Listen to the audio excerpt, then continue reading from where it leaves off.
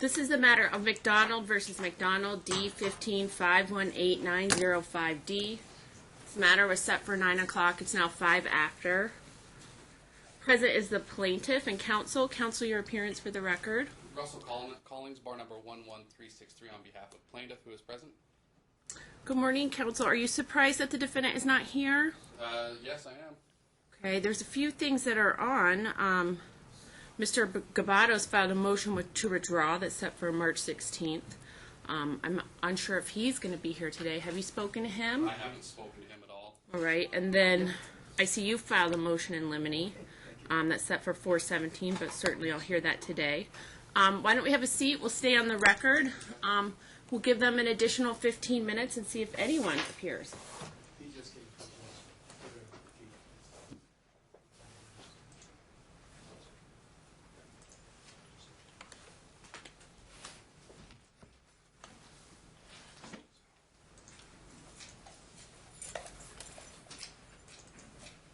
You need the binder?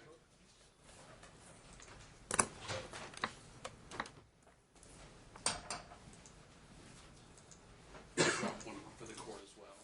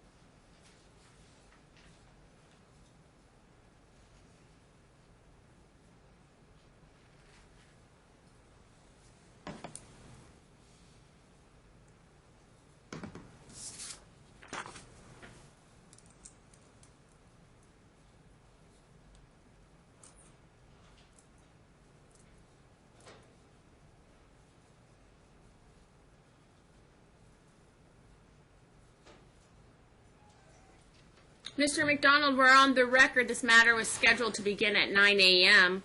Counsel's already made their appearance for the record. I've noted for the record there are 2 matters pending. First, Mr. Gabado's motion to withdraw as counsel, but he's not here yet. Do you expect him? Judge, I don't recall if he's going to come or not.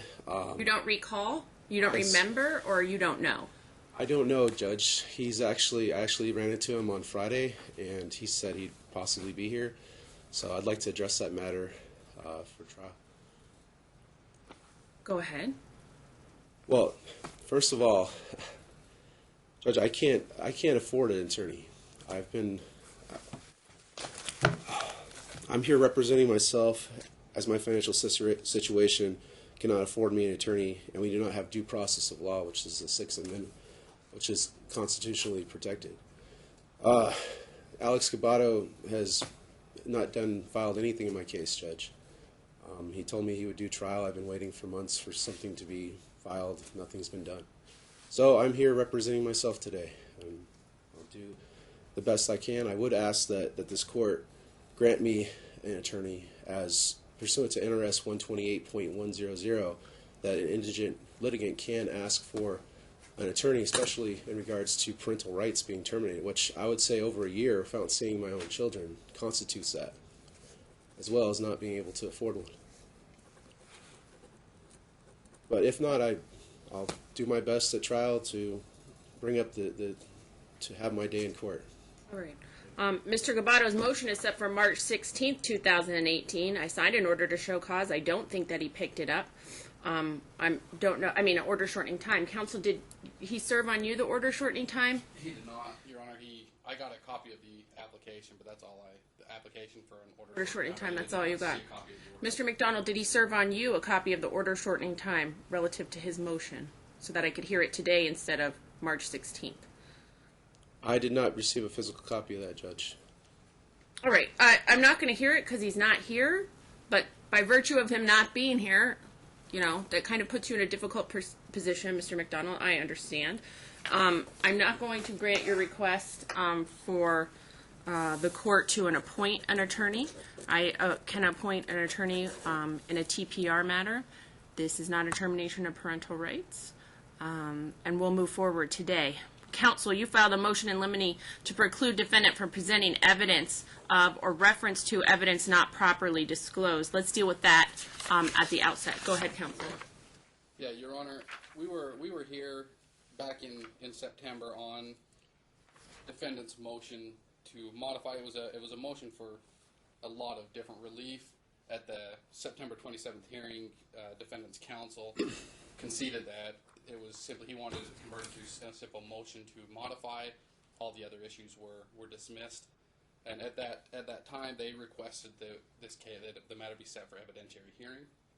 That's when Your Honor on September 27th issued a case management order with very specific deadlines for designating witnesses, which was January 30th. A discovery cutoff was February 14th, and pretrial memos with a list of witnesses and exhibits was all due by March 6th. Throughout that 6-month period, defendant did absolutely nothing. There was no discovery conducted. Did he respond to your discovery, counsel? He did not. I didn't submit any discovery to him. Okay. I was just waiting for him, pursuant to NRS 16.1, to disclose the information. He is required to disclose all information in his He made no position. mandatory disclosures? I did not. No, he did not. He did not. Mr. McDonald He did not make any disclosures whatsoever. All right. And I He note that the was pretrial also- memo was filed almost a week late. Yeah, it was filed on March 13th. I did not receive a copy of it until March 14th, just 2 days before trial, which makes it very difficult for me to be able to either rebut or respond to any of the evidence, which there is a lot of evidence that was produced that has no bearing whatsoever on a motion to modify and what we were here to talk about today. Judge, may I speak to that? I'm going to give you an opportunity now. What I'd like to do, so that you both understand, we're not going to interrupt each other all day. I will give you a chance to respond to everything, Mr. McDonald, but you will not interrupt me, and you will not interrupt counsel. I expect the same from counsel. All right, Mr. McDonald, what is your response? He's saying that you haven't made any mandatory disclosures, you didn't file a pretrial memo on time, you didn't give us exhibits on time. This is, trial by ambush. At the last minute, you provide us documents.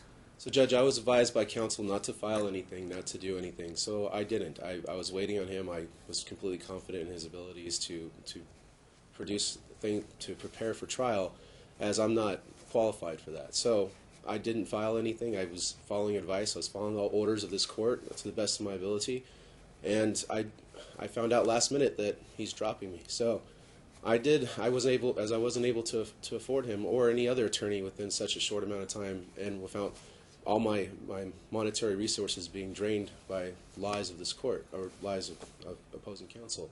I would like to say that my case would consist, as I filed this motion, that all the previous motions that I filed, I want to address is in regards to custody, assets, and child support. And I would like to address those things today in court, and my case will consist of a sworn statement to the court of all the matters in my case today with the exhibits. And which I did file, I did scramble to file a pretrial memo and get that prepared with the exhibits. I did my best to follow the orders of the court. I did not understand how to do discovery, so plus I was advised by him not to file anything. So All right. At the status check, September 27, 2017, your counsel withdrew all of your other requests as to all other issues and asked me to treat that as a motion to modify custody. We have an evidentiary hearing set today on your motion to modify custody. So I'm making a decision today on your motion to modify custody. Now let me set some ground rules and rule on the motion. You two can have a seat. So Judge, can we address the issues of custody and then property maybe at a later time then? All right, have a seat, sit down. I'm going to tell you how we're going to proceed today. Your motion, your request, this evidentiary hearing is set to modify custody. At the end of today, I will make a determination as to that request and that request only. I will give each party today 3 hours to present their case. All right? I am going to deny counsel's motion in limine to strike the evidence or preclude defendant from presenting any evidence that was not previously disclosed. The rule allows me to do that because you didn't do anything. You didn't make any mandatory disclosures that are required by the rule. You didn't give us your pretrial memo, counsel in the court, well in advance. You didn't drop off the exhibits as the court ordered, and counsel abided by that order. However, I'm going to allow you to present whatever you're going to present, and I will give it the weight that is appropriate. At the evidentiary hearing on August 16th, 2016, the court issued a written decision on August 31st, 2016, relative to that evidentiary hearing. I ordered joint legal custody and primary physical custody to mom and gave dad visitation every other weekend. Among other things, I found that Mr. McDonald committed multiple acts of domestic violence, including pushing Mrs. McDonald down to the floor, handcuffing Mrs. McDonald, restraining Mrs. McDonald against her will. Further, Mr. McDonald prevented Mrs. McDonald from leaving their residence to obtain medical treatment for their child despite medical advice. Mr. McDonald appealed. The Nevada Court of Appeals unanimously affirmed the judgment of the district court and remitted or issued. November 29, 2016, just months after the final decree had been entered, Senior Judge Kathy Hardcastle heard Mrs. McDonald's motion to modify custody and visitation. Judge Hardcastle was extraordinarily concerned about Mr. McDonald's behavior in court, the domestic violence arrest, and other issues. Judge Hardcastle modified visitation to supervised visitation. On May 2nd, 2017, the court temporarily granted Ms. McDonald sole legal custody, primary physical custody, as she had always had primary physical custody, and supervised visitation was temporarily suspended pending Mr. McDonald's release from custody. On September 5th, the court heard Mr. McDonald's motion to reinstate joint legal and joint physical custody.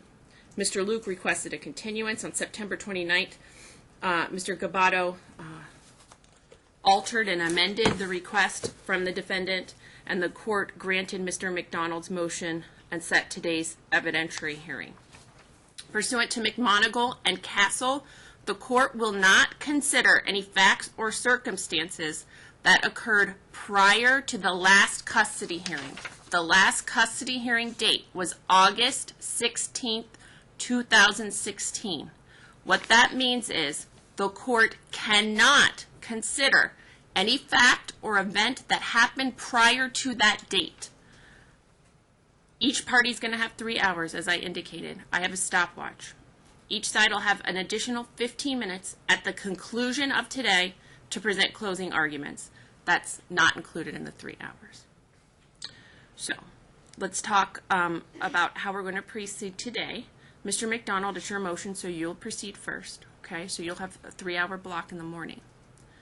You may reserve a portion of your time to conduct cross-examination or question plaintiff's witnesses in the afternoon. Okay, so you may choose, it's your choice. You can use the entire 3 hours to tell me everything you want to tell me this morning and then have no questions for their witnesses in the afternoon. Or you may choose to divide your time in whatever manner you think is appropriate and use an hour or two this morning or any amount of time and then reserve some time in the afternoon to question their witnesses. That's up to you, okay? How many witnesses do you have today? Who do you plan on calling to testify? I do plan on having her parents be witnesses. I do have other witnesses that were able to make it, as my brother is off on drill. My mom is, most of my families have prior issues or employment they were not. So, so just you and her parents, is that correct? Judge, I could bring an army of people in here to attest to my character and to my. Okay, is that what you're doing today? I need to know just so that so I can know how we're going to spend our time this morning. I don't think that would be warranted, Judge. I could have, if you think if it would bear weight to your decision, I will summon a bunch of witnesses. But if not, This is your case and your motion, so you decide what you would like me to hear. I don't want to waste the court's time in bringing all the. Okay, so what's the answer to the question? How many people do you have? 3? You and her parents? Is that right? Me, her parents. Okay, so 4. Other witnesses that are present. Who's the other witnesses that are present? Her father, her mother, and Okay. even Kendra over there. And Who's Kendra? Kendra's the Okay, is that her friend or her sister or who's that? friend that can attest to us living life together. So, and to the stuff that happened within our divorce or things that. Okay, do you remember that I just said I'm not going to hear anything that happened before August 16th? And she would not be able to. Okay. But her So- boyfriend would be able to. Okay, all right. These are the last times I'm going to remind you of the rules, okay? I'm going to if you spend your time telling me about stuff that happened in 2008 or 1986 or whenever it is, if it's before that August 2016 date, the court's going to filter it and is going to apply McMonigal and Castle appropriately. So I've told you multiple times about the rule. I've corrected you. I've asked you. So you spend the time as you want. Counsel, how many witnesses do you have? We just have Candace and Michael that we plan. Her father Okay. is here that we have listed. I do want to address his witness statement. Sure. According to his pretrial memo, he listed himself and plaintiff as the only witnesses. Her friend is here as support. She is not listed by either myself or by Mr. McDonald as a witness. And we would just ask that it be limited to the witnesses listed in the pretrial memo. Mr. McDonald, how do you respond to Judge, that? I would like her mother to be here as well. She could attest to the things that happened. Is her mother even at court today? Okay, so she's not here today. She was on the witness list, Judge, and On your witness list? She was on their witness. I believe that she was on mine as well. But Did you she can subpoena attest her? to things that happened after the court. Did you subpoena her? Judge, I don't know how to do Okay, that. so she's not here today, okay? So let's get But her started. father might be able to. Okay, well, let's get started. Counsel, do you have an opening statement that you'd like to make today? Yes, Your Honor. Oh, Mr. Gabato's here. Good morning, Counsel. How are you? We've started already. We were sent to start this morning at 9 o'clock, so we've dealt with some issues. Your motion to withdraw as counsel is on for today. Is there anything you want to tell me in reference to that? Well, Your Honor, I think that defendant has a right to. He's entitled to his own case. There was disagreement about how that case should be presented, and it's a fundamental disagreement. I can't assist him anymore, given Okay. what the direction he wants to take. He wants to persist in that direction, and so for that reason, it has to withdraw and allow him to present his case. All right. Mr. McDonald, do you have any objection? Anything you want to say Yes, in I would reference? object to that, Judge, as I've Okay. been. I prepared the best to my ability, but I would ask that a Parental waiver be put in place that he can stay on as co-counsel to help assist in attorney duties to provide assistance to counsel, as I don't.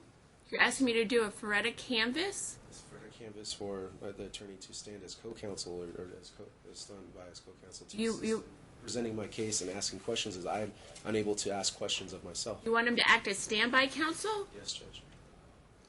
Mr. Gabato? It's up to you, Your Honor. What to say about that? You need assistance.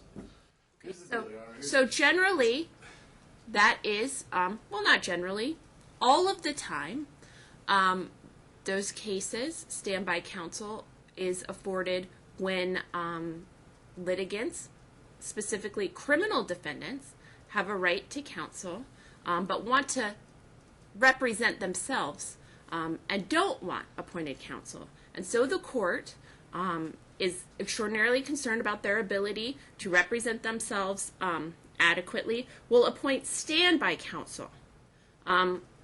That's not what we do in civil matters. You have no right to an attorney. The county is not going to pay for somebody to be your attorney. This is your motion to modify custody. So counsel has indicated that there is a fundamental disagreement between the two of you. It sounds as like, from what counsel is telling me, that this impacts his ethical duties of candor towards the court and his ethical duties about what type of evidence and the truthfulness of the evidence he's allowed to present. That's what concerns me. If I were to appoint counsel as standby counsel, I'd be ordering him to make some ethical decisions and do something he's not comfortable doing. He said it in his motion.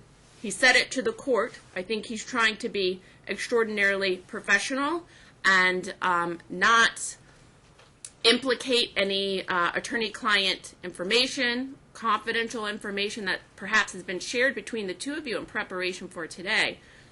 I'm not going to order Mr. Gabato to do that or violate his ethical duties. Mr. Gabato, anything else? Nothing else, sir. I would. The only thing that I would say is that I think what's appropriate for this case is that it be status checked and that Mr. McDonald be given an opportunity to satisfy some of the requirements that were previously imposed, including the criminal matter. I think that if he did that and he did it diligently, regularly, I think it would go a long way with this court, convincing the court that he is going to be a suitable custodian for his children, suitable to be around his children.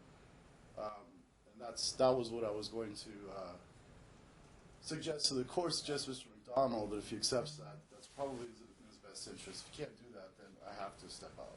I understand, counsel. Mr. McDonald, anything? Judge, I would ask that Mr. Gabato help in the direction or the assistance of presenting the trial cases. As I have not. I just indicated I'm not going to do that. Mr. Gabato has ethical duties and rules that he has to abide by as an officer of the court. What he has told me here in court, what he has written in his motion, is that there's a fundamental disagreement between the two of you. He has a duty of candor towards this court. He cannot suborn perjury. And so, I'm not going to order him, if you two have a fundamental disagreement, a fundamental difference, he cannot act as standby counsel. I can't order him to do so. This is not a criminal case. Judge, I would ask that there should be afforded assistance of counsel in matters of this magnitude of stripping of parental rights for over a year for property that's in excess of $50,000 or more, $100,000. And I ask this court that I have that assistance of counsel, and that there isn't a fundamental difference. There is a duty to the court when there is an attorney that says that they will do their due diligence in your case, and then to not be afforded that time to scramble at the last minute or not file anything. There should be a duty, and attorneys should be held accountable for not. That's between you and counsel, and I don't have jurisdiction over that. I am not going to continue today, all right? This is your motion. After request for continuance, and multiple appearances by multiple attorneys, this case, these children, you deserve finality. I'm giving you an entire day. The next entire day I have available is in August. We're not going to wait that long. We'll do it today, all right? This is a motion that perhaps should have been filed in writing, a calendaring issue that should have been raised at the calendar call. Certainly, Mr. Gabato's reasoning is appropriate, that we wait until your criminal cases are closed. That's a reasonable request. And I can see where he's coming from. However, you two disagree about the fact that you have a fundamental disagreement. You say you don't, he says you do. So that means you do. All right. Thank you, counsel. Real quick for the record, that what he said kind of touches on that fundamental disagreement. He wants to take this in a direction that I'm just not willing to go. He wants to argue about his rights, his constitutional rights, and his understanding of his constitutional rights. His understanding of his constitutional rights, what he wishes his rights to be, rather than what they are. And I just can't. I can't take it in that direction. Judge, I'd like to rebut. Including, in addition to what you've already stated, Your Honor. I just want to present evidence of all the things that I've done up to this, and what's in the best interest of my children, and what our children, and what I've followed all the court's order. I've done my best to my ability to redeem myself, to show this court that I've done everything possible to be able to see my children, and to be the best co-parent and father that I can be. And I'd like to present that to the court. I also would like the court to consider that my criminal charges are on appeal, and and I filed my criminal appellate briefs, and I'd like the judge to review those and take a look at that and give that weight, as well as I can attest that and I've even though I have 3 years to do certain things, and I've done my best to follow those orders and follow the advice of counsel, which I've been doing to the best of my ability. All right. Thank you. We're moving forward today. Thank you, counsel. I'm granting your motion. You'll prepare an order, counsel. Thank you. All right. Everybody have a seat. As we were discussing, you'll each have 3 hours. Counsel, how many witnesses did you plan to call? Just the parties? Yes, Your Honor. All right. And so, Mr. McDonald, oh, and then I'm sorry, I forgot where I was. I was asking you if you had an opening statement or you'd waive opening statements today. I would like to make an opening statement. Go ahead, counsel. Do I go first on that, Judge? You're right, Mr. McDonald. You do go first. Go ahead, Mr. McDonald. Make an opening statement. An opening statement is not argument. It's a list of things that you are. Tell me what you're going to prove to me today and what you plan on showing through the evidence. Go ahead. So, Judge, like I said, I'm here representing myself as my financial situation cannot afford me as attorney. I said I would like the assistance of counsel, as I am not yet an attorney. One day I hope to strive to become one and learn this process. My case will consist of a sworn statement to the court of all my matters in this case, in regards to custody, property, and child support, as I originally filed those motions and did not agree with counsel to preclude that. I would like the court, if not to see the custody, the property matters that be trailed at some other date or some other time that we could address that, as there's significant property issues and orders of this court that were not followed per the divorce decree in regards to selling the house and the improper sale and marital waste and assets that were stolen and burglarized in the house. So I would like to bring up those issues, and I've also included that in my exhibit list. So I would like to go first in this case and prove to the court what happened and prove the case that's at hand. And the major thing is that I've had zero contact with my children almost 450 days. I'm a loving and caring father. I've done my best to follow these court's orders and obey all the orders that were put in this court and in municipal court. I would like to show the court that this is a case of extreme parental alienation and pathogenic parenting, that I've done my best to follow and comply with all orders of this court, and that I could show the court how much I've learned in so many things. So much has happened in the past year that I'd like to present. Over the past year, I've learned so much. I've read over hundreds of books. I've completed almost 25 domestic violence classes, which I've learned that everything is domestic violence. I had no understanding of some of the things that are or aren't, and I would like to present to this court that there is a major issue of fraud upon this court and lies and deceit by counsel here. And I would like to present those evidence that I have and show this court that I am a good and loving father, that there's no warrant for keeping children from a loving parent for over 450 days without the proving of unfitness. Judge, I've never been proven unfit. I am a fit and loving father. I've taken well care of my kids. I've also had them for over a year while up to trial of October of 2016 before the series of unfortunate events that happened where my attorney took his own life, and I scrambled to try to understand this court process and try to proceed. Judge, this is the most emotional time. They say that divorce is worse than death. I'd like this court to take that into weight, that a divorce is an emotional matter. It's a matter of the heart.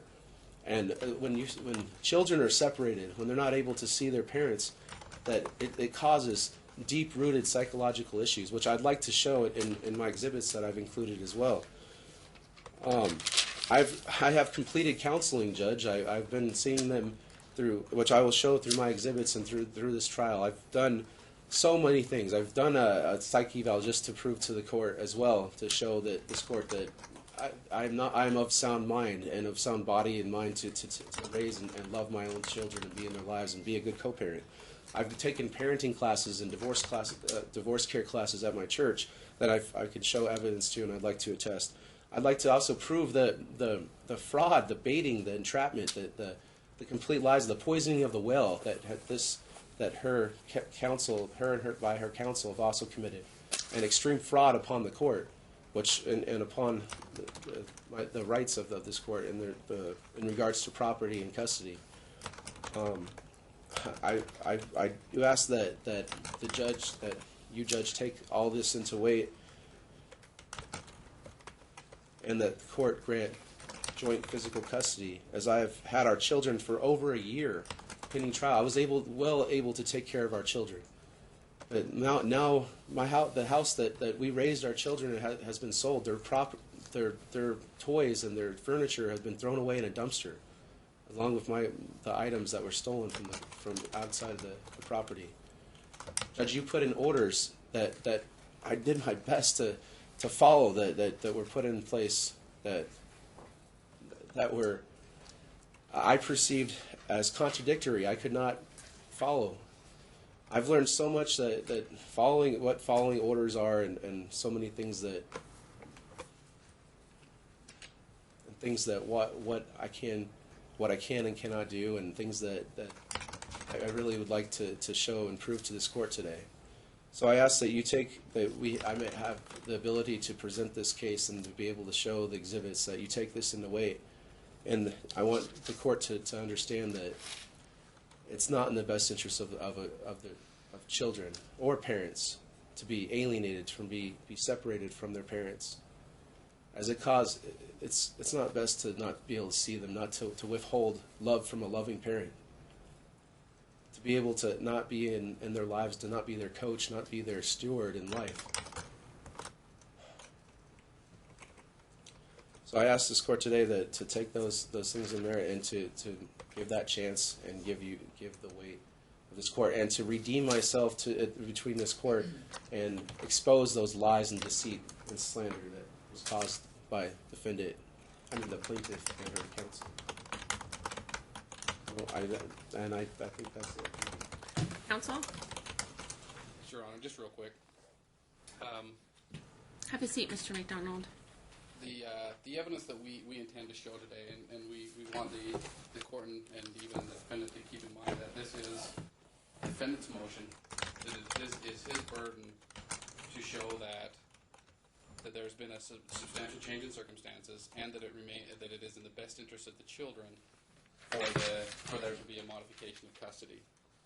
We intend to introduce evidence to show that Mr. McDonald has been found guilty of violating a restraining order.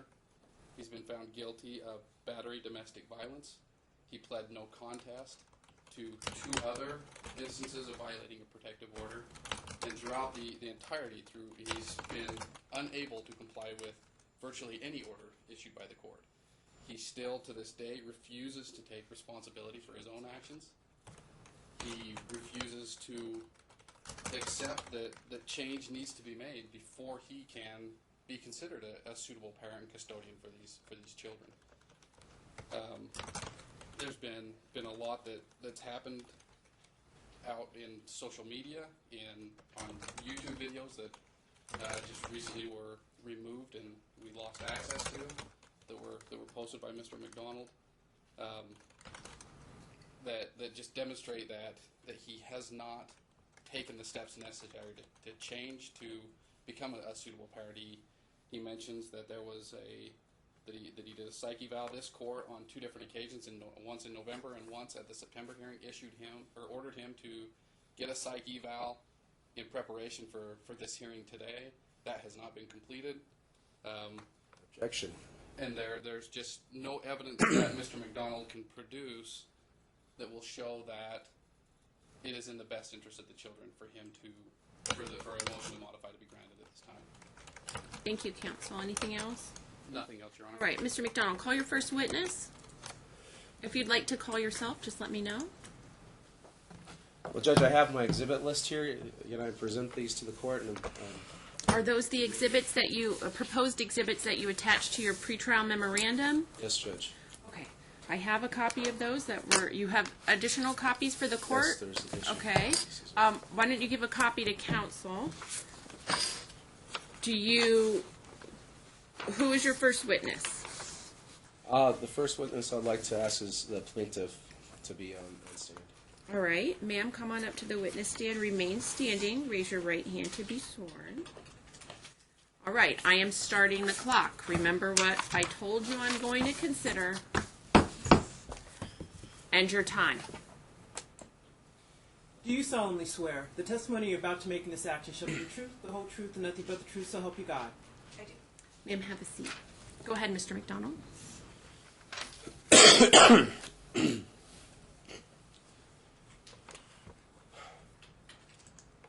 First, Candace, I'd like to ask, how are our children doing? I've not seen them in over 400 days, in over a year, since last Christmas in 2016. How is Mason and Malia? Mason and Malia are doing well. Do they ever ask about their father? They do. And what do you tell them? Objection, Your Honor. Allow it. I tell them that you love and miss them, and that when you start doing what you need to do, they can see you again. Do you think it's best for Mason and Malia not to have their father? Absolutely not. You don't believe that it's okay not for the kids not to see their father? No. I wish that they could see you. Then let me ask you, why certain things have happened and occurred that have. Did you deny letters to the children that were written to them and pictures that were drew of Yes. superheroes and stuff? Yes. Why? The letters contained inappropriate information that children should never know or hear or read or see. So they never saw pictures that were drawn, just happiness of superheroes and different things. How are the kids' grades? Well, Mason's the only one in school. Mason's doing well in school. Is Malia still having rectal prolapses? Did she have surgery? Malia has not had one rectal prolapse in over a year and a half. What do they call your boyfriend? Do they call him Daddy? No, they call him Joe.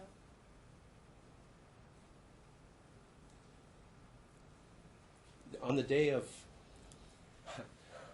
in October of 2016, there was a phone call that was placed that we had orders we had orders not to have any contact except for talking parents. Did you call from an unknown number asking for more money and to pay it, and then you let defendant call his children as it was ordered on the divorce decree, said that he could have reasonable phone conversation with his kids? Did you make that call from an unknown number? I have never made any calls to the defendant from an unknown number. And there's records of that. Okay. Did you not record around November, after defendant paid and supposedly called from an unknown number asking to speak to his children? Did you say that you're recording this call and that you're gonna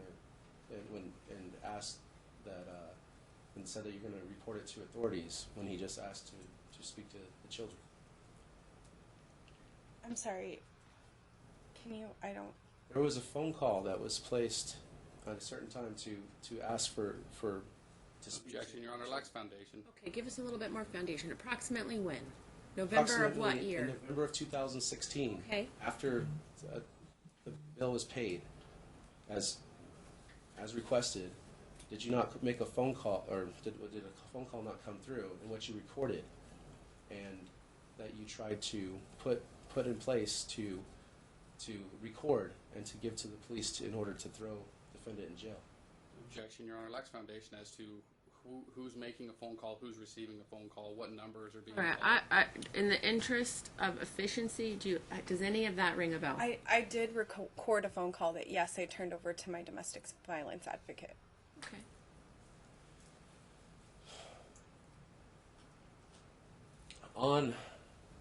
on or around January 12th of 2017, did you and your parents enter the house on 5813 Maynard and break in and dismantle a camera system and steal property that was of the defendants? No. So there was no breaking in, there was no taking the property? No, there was not. Now, you say that, yet there is a list of exhibits here that show that all these items that were taken out of the house illegally. So I'd like to present that to the court to show that the plaintiff is... Objection, Your Honor. Nothing has been substantiated or demonstrated to show anything was removed illegally.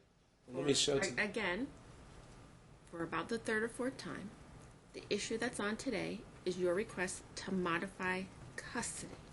That is what we are doing. If I'm not going to admit exhibits about anything other than custody. So, you can spend your time questioning her about things other than custody, and I'm going to allow you to do that. But I'm not going to admit and overrule their objection about relevance because property and issues regarding the house are not on calendar today. I would like to present that at a later time then. But I will try to keep my questions in regards to custody then. Plaintiff, Candace, do you agree that Michael McDonald is a good and loving father of his children? No. No. Did you not write a letter that saying how good of a father that he is and how Objection, much Your Honor. Beyond the scope of this. I'll allow it. so much of a gift and from God that he was to his children? Did you not write a letter as to that? I did write a letter in the way past, like maybe 6 years ago, 7 years ago, that did say that. That was in my personal journal.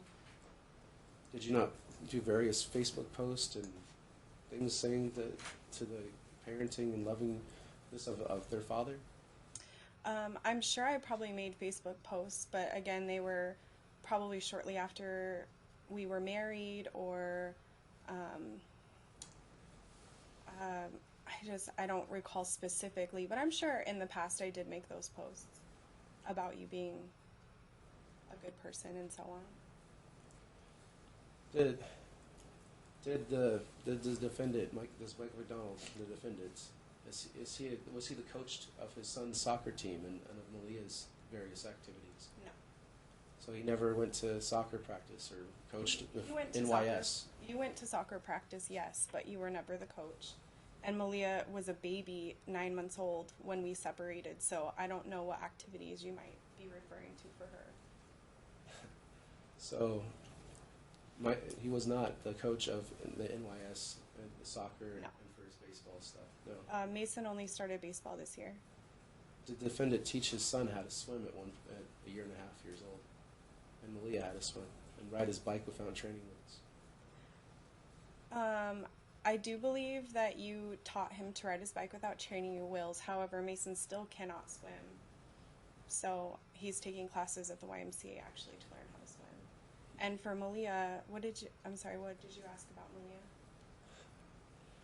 Did the defendant actually, he attend the classes for Malia? Did he pick her up at daycare? Did he take care of her, change diapers, feed her bottles while you were attending night school? And while Mr. McDonald would pay for your schooling to become a teacher? Would he not take care of... Hold on. Objection beyond the scope. So you have to ask a question and then give her time to answer it, okay? You've asked about 8 questions really quickly, okay? And we have to give her an opportunity to answer it, or she's going to get too confused and won't be able to answer them. So one at a time. So let's go back. Ask one question. Did the defendant, Michael McDonald, take care of his children while you attended night school? I attended night school when I was pregnant with Malia for 1 semester, and yes, you did take care of Mason at night on Tuesdays when I had night school. Did he not change diapers and feed her and take care of her while you attended extra classes to finish your ASL degree for the last those 2-3 years that you purchased? I do not have a degree in ALS, and To your English degree. are you asking if you changed diapers when I went to school? Did I take care of the children? I would Good say shared you children. attempted to take care of them. Was it done properly or well? Like, no, but I mean, I would say there were times, yes, that you changed a diaper. So during the time of separation, did you not take a trip to Chicago and leave the kids with the defendant, with Michael McDonald? I did take a trip to Chicago for my best friend's wedding. Yes, I did do that. During the separation and the allegations of the TPOs that you filed, did you not send a text message to Mr. McDonald saying, giving the gate code, even though you said that you're afraid for your life? I don't know what you're referring to, but I can tell you that there was never any communication during any time that there was a protective order at all. And so I always followed the court's rules on that, and I have been afraid for my life throughout this entire process and even still today. So what makes you afraid of your life? Has there been any threats? Has there been? There have been. There was. Especially over the past year? Yeah, there was a recent video on YouTube posted where you said that you were making a threat. You directed it to Mason and Malia. You said in that video that you had thoughts of harming me, but you didn't want to do that to them because you know that would make them suffer. And that was November of this year. So am I concerned for my life? Sure, when you make threats about saying that you have thoughts of harming me, vengeful thoughts of harming me, that's concerning. When you put private information out on YouTube that has private conversations that you and I talked about where you suggest that my fiance molested our daughter, that's pretty scary and psychotic to me. And it doesn't show me that you're in your right state of mind to be doing those kinds of things. So it causes me to be very scared. Well, let's talk about And that then. concerned. Actually, so during the trial, right before trial, after the trial that we had when my attorney was not present, I was denied any attorney? access to my children, which I had them every weekend, and we were being good co-parents before that TPO. We'd call each other, we'd do things for the court. Remember, we have to Okay, ask let one me ask. question. Let me ask you then. During that 90 days that the defendant did not see his children, did you not send a talking parents letting him know that Malia had a rectal prolapse and that she may require surgery? Yes, I did send that message. You're her father. You deserve to know what's going on with her medically. I absolutely sent that message. Yes. And when the defendant asked in regards to who was watching the children, the Summer who's a drug addict and her judge, or Joe, who's known to have raped one of your, did Joe not rape one of your mutual friends, Nicole Ruiz? I'll allow it. Did you not tell me that yourself? I'm sorry, can you repeat? Did you not tell me that Joe raped Nicole?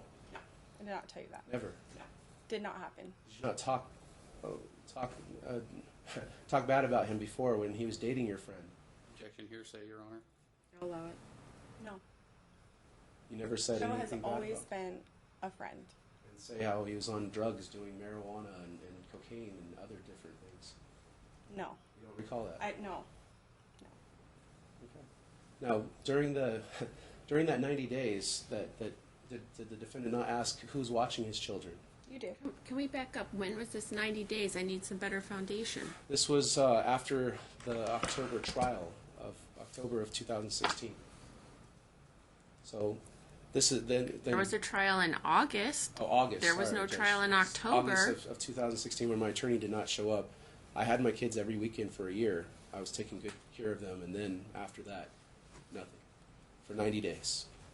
And I filed various motions to reconsider. Okay, and so the 90 days after the August yes, Judge. hearing. Go ahead. And try to retain new counsel. Oh, what's the question? So after that 90 days, or did Malia require surgery? No. Did you tell the defendant that she had a gluten allergy and you weren't sure what was going on, but you were trying to investigate it? Yes. Did the defendant ask if your emotionally disturbed brother was watching the children alone?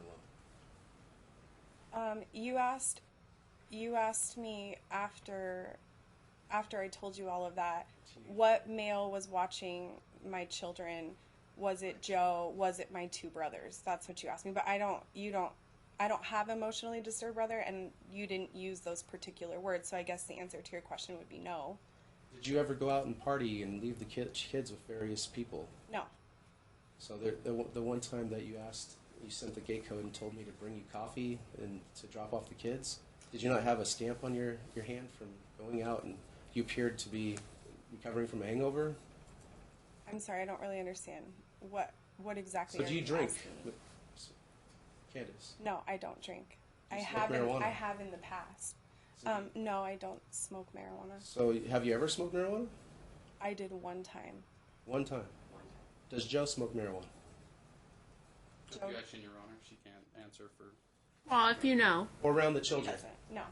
So after that 90 days, the children were put in the where it was granted the defendant was granted every other weekend with his children.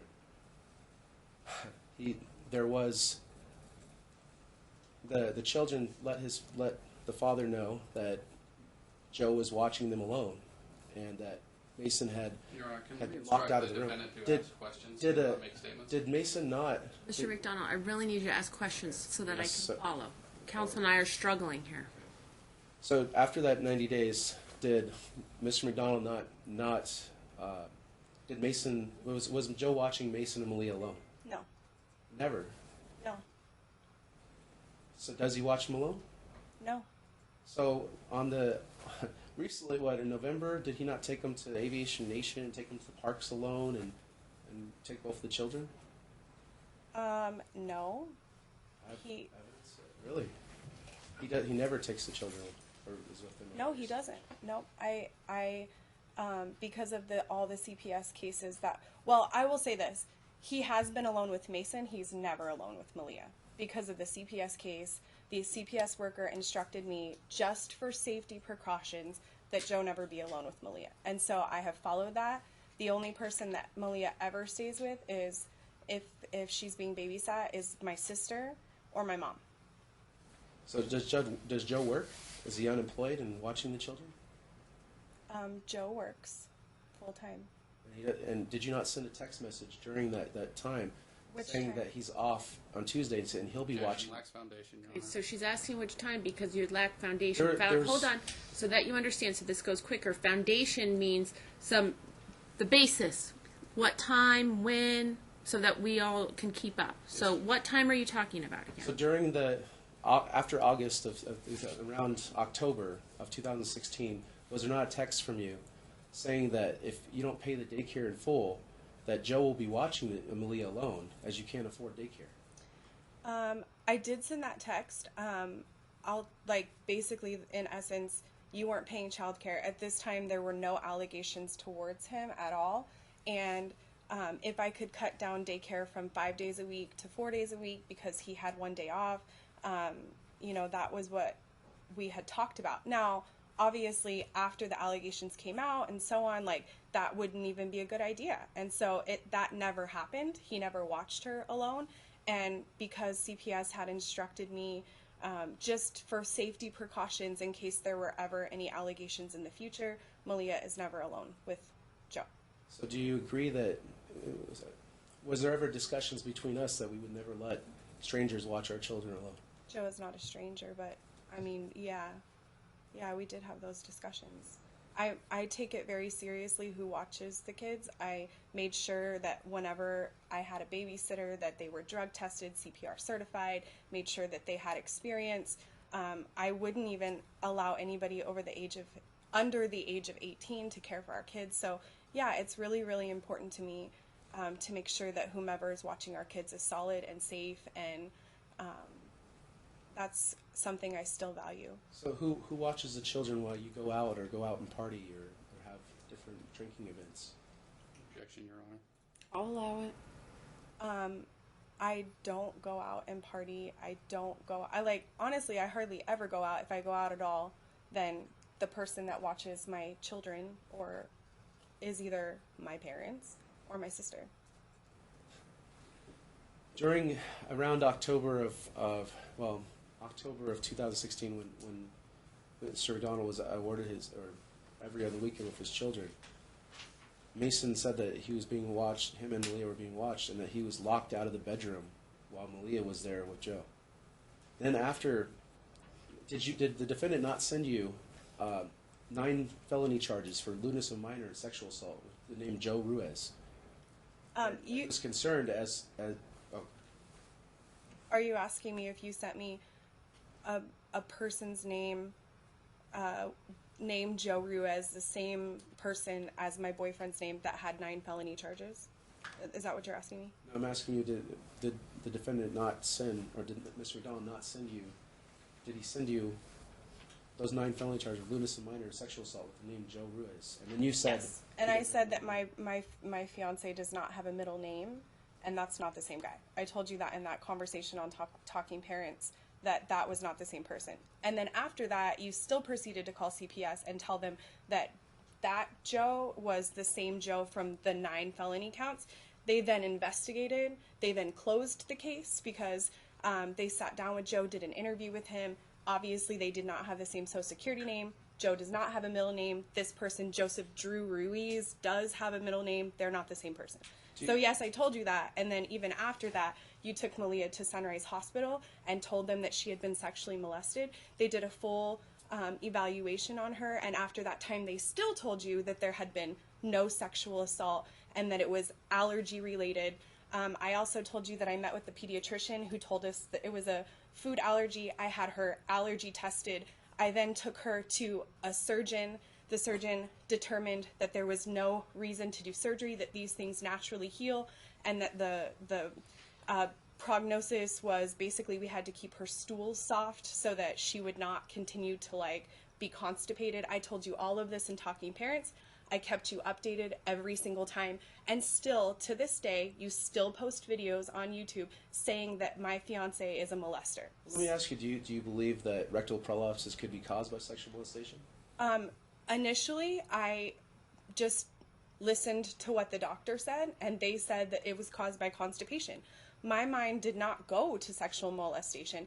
In fact, I was disgusted and shocked when you suggested that maybe my brother may have molested her, and then when I told you my brothers hadn't been alone with her, I wasn't even dating Joe until a month after she had her first prolapse.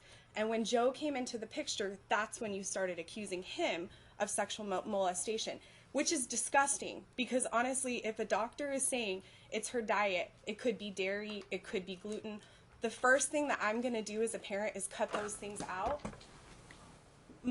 There was never even any opportunity. She's never been alone with a male, so no, my mind did not go that. Is it possible? Sure, it's possible, but not in this case because she's never been alone with anybody that would ever harm her in that way. Did Dr. York or Dr. Robinson not say that it is probable that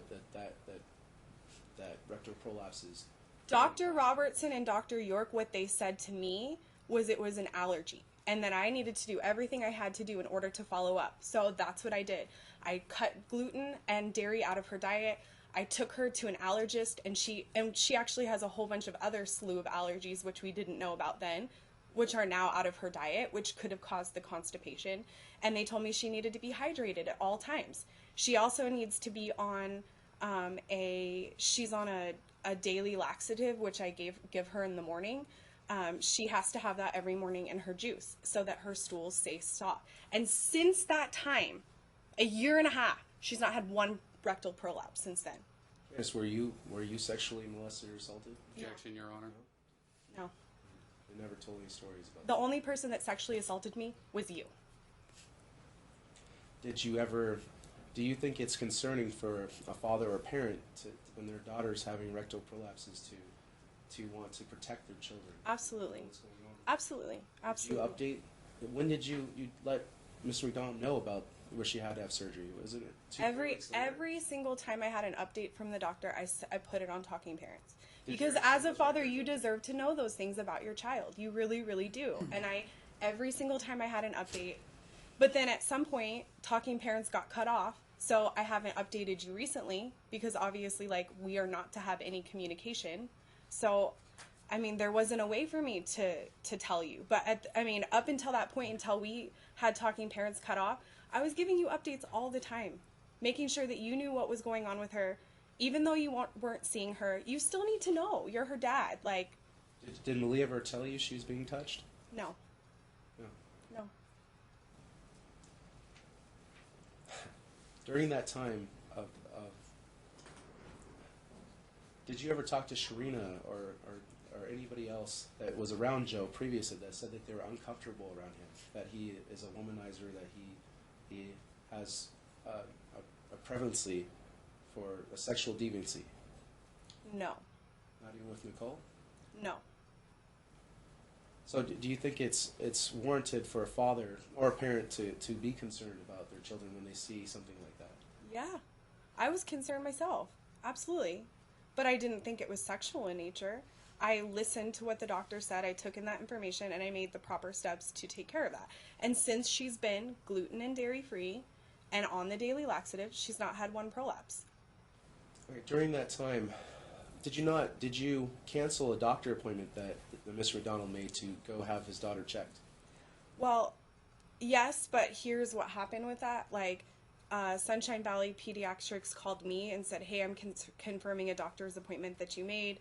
And I'm like, oh, I didn't make a doctor's appointment. I had seen Dr. York a couple of days previous to that, so I was thinking, like, maybe, I don't know. I mean, I'm like, I didn't make a doctor appointment. They were like, okay, well, do you want us to go ahead and cancel that? I'm like, sure. You had not let me know that there was a doctor appointment that you were taking her to, so I didn't know. So I did cancel that appointment, but it wasn't like, listen, like, you're her parent. If you want to take her to the doctor and get a second opinion, like, that's your right to do that. But it's also, like, you needed to let me know, because otherwise then you turned around and accused me of purposely canceling your appointment when I'm like, I didn't even know. They called me, not Mr. you. McDonald send you talking parents letting you know that he scheduled an appointment? No. It wasn't? Okay. No. In October of 2016, the judge ordered previously that I was to pay the daycare by check and that I was to go to the daycare and do it, even though there was orders saying that I was not to be 100 yards within your place of employment, which Malia's daycare is there. And I'm not, there was also orders saying that. Okay, this is, Okay, so ask did a Mr. McDonald, question. did you report or file a TPO after Mr. McDonald went to pay the daycare and see his daughter? Say hi to his daughter. From my understanding, you were to mail a check, and you were precluded from going to my school and Malia's daycare and the kids' school. So yes, when you showed up and tried to take another child from the daycare, thinking that it was Malia, yes, I did file a violation of the protective order because you were not supposed to be at her school. And from what the staff said, they were fearful, and you picked up another child, which was concerning to them. You picked her up and tried to walk out with her, and they had to tell you that wasn't your child. And then, I mean, they're all fearful too. They're concerned. They knew you weren't supposed to be there. They had the paperwork, and then you showed up, and I mean, I understand. Did not allow them to go? Did they tell you that they allowed him to see his daughter and say hi? I mean, from what they told me is that you showed up. You weren't supposed to be there. They were fearful. You tried to take another child. They felt intimidated. In fact, their entire staff purchased pepper spray after that, and they upped the security cameras Judge. because You asked the question, Mr. McDonald.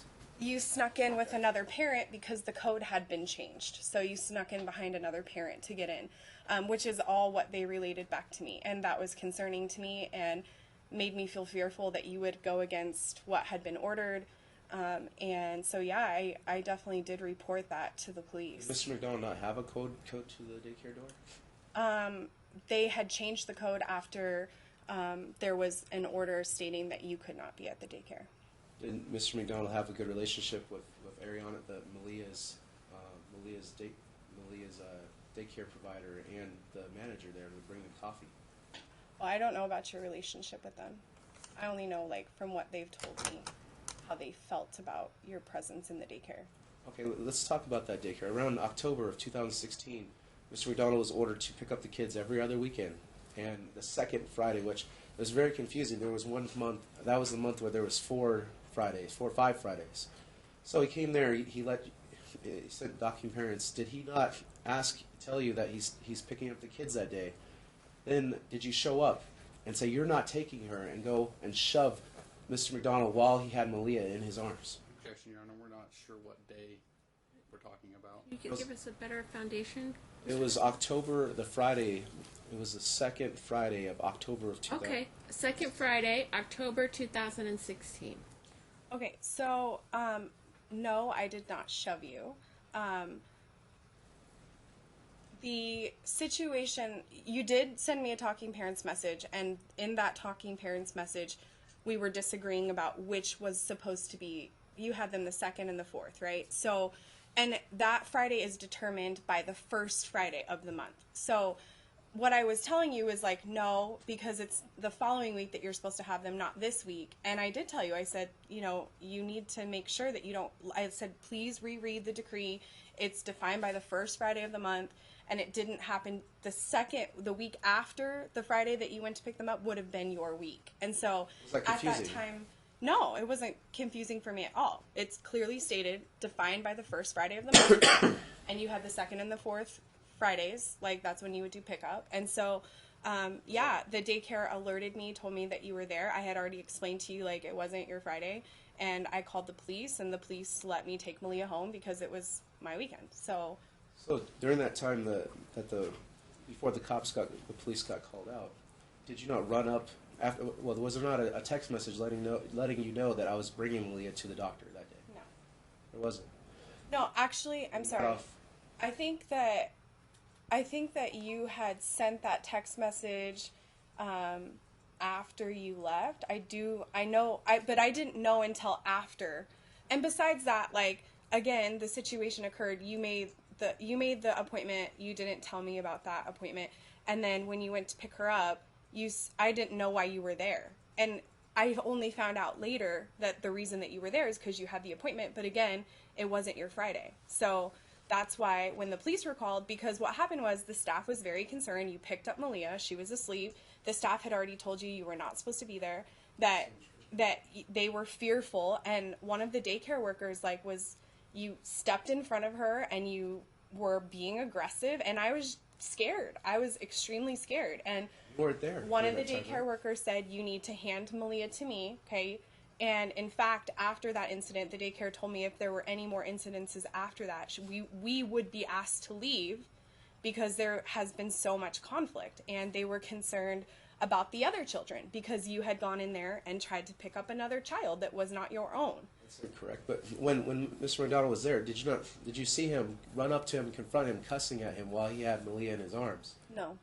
You didn't say, "You're not taking a mother effer," and all this. No, I definitely did not say When that. he had his daughter there and started shoving him. No, it did not. That did So not you don't happen. think Ariana would be able to attest to that? There's nobody at the daycare named Ariana. Alana, yeah.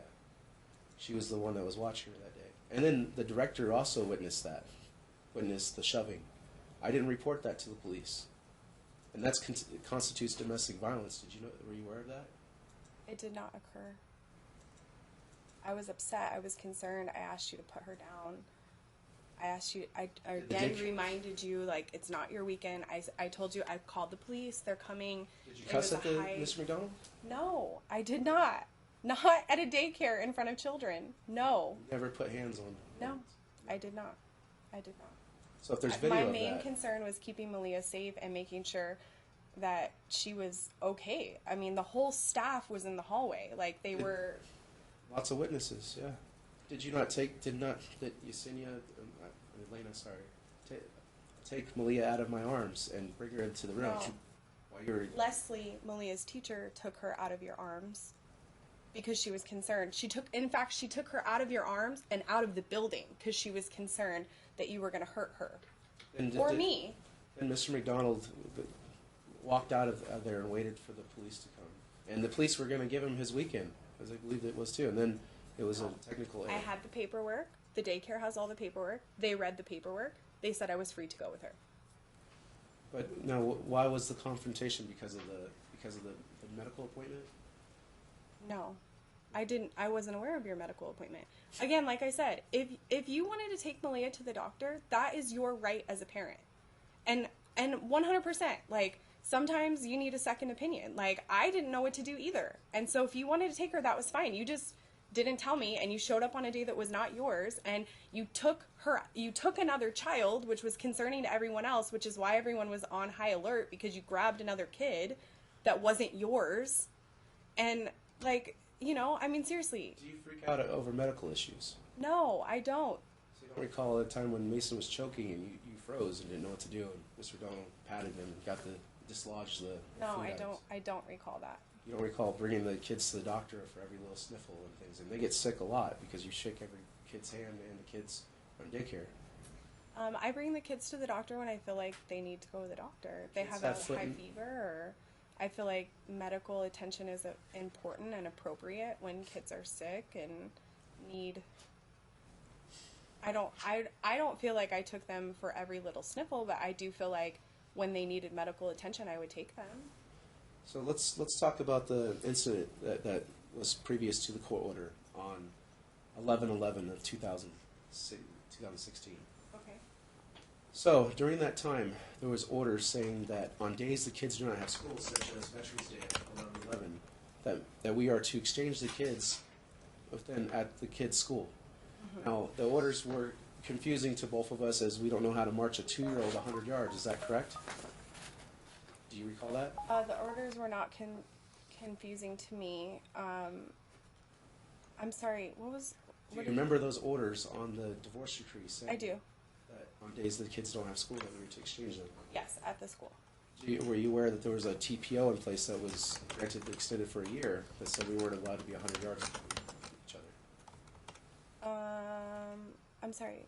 Was there a TPO in place? During that time, Yeah. when the decree of divorce was entered, I believe that there was. So did the defendant not send you talking parents saying, please follow the order and bring them to the school to do the exchange? No. There was no talking parents of that. No, there was talking parents messages, but that's not what you said. It said to do the You exchange told at the me school. that you had a protest on Veterans Day and could not make it to the 9 a.m. appointment, which I never planned to be at in the first place because of the TPO. So my parents were originally going to do that It was exchange. a parade, but okay. Okay, well, whatever you were doing. It was at 9 a.m., which is the exchange time. So we went back and Work. forth, and I said, okay, well, what time works for you? And you said 4 p.m. I said, great. Well, since it's at 4 p.m., I would feel more comfortable if my parents did the exchange because there was a TPO. And again, like I said, I wasn't going to, be alone anyways, or within the 100 yards. So you said that it was fine because the kids were... Said it was fine. Was there not messages saying if we don't, to please follow the court order, and if not, to do the exchange at my grandparents' house? No. Were your No. parents ever hostile to Mr. McDonald? No. Fussed at him during No. exchanges? No, my parents were more than patient and kind, and they did all of the custody exchanges for us, which they did not have to do. They gave up weekends all the time just to do that, so there was no conflict between you and I. So what happened in that talking parents message was you said, all right, I'll agree to meet across the street at the church, which is far enough away from my parents' house, and the kids were used to being exchanged by my parents anyway, at 4 p.m. At 3:50, I got a message from you saying, no, I'm not going there, bring them to my grandparents' house. And I said, look, they're already at my mom's house. They're already there. Like, just bring them to my parents' house. They'll So- walk them across the street like we normally do. So across the street is within eyesight, within 100 feet across. You can see the parents' house.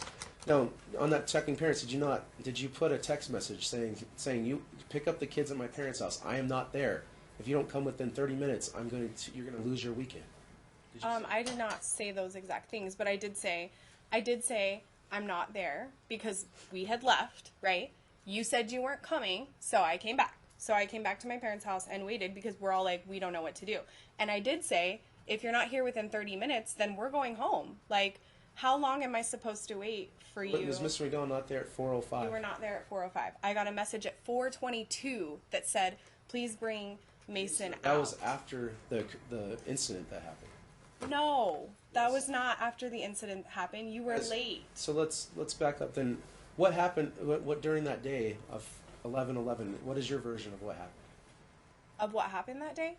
Yeah. Okay, so on 11/11 that morning, you sent me a text message or a message saying that you had this parade or activity that you had to do. You could not meet at the 9 a.m. time, like court was ordered. So you and I agreed to figure out a better time, and I said, since it's going to be later, can we just do it back at the church? My parents will exchange the kids. You said that was fine. I got a message at 3:50 saying you did not want to go there, that you did not feel like that was a good place to exchange them.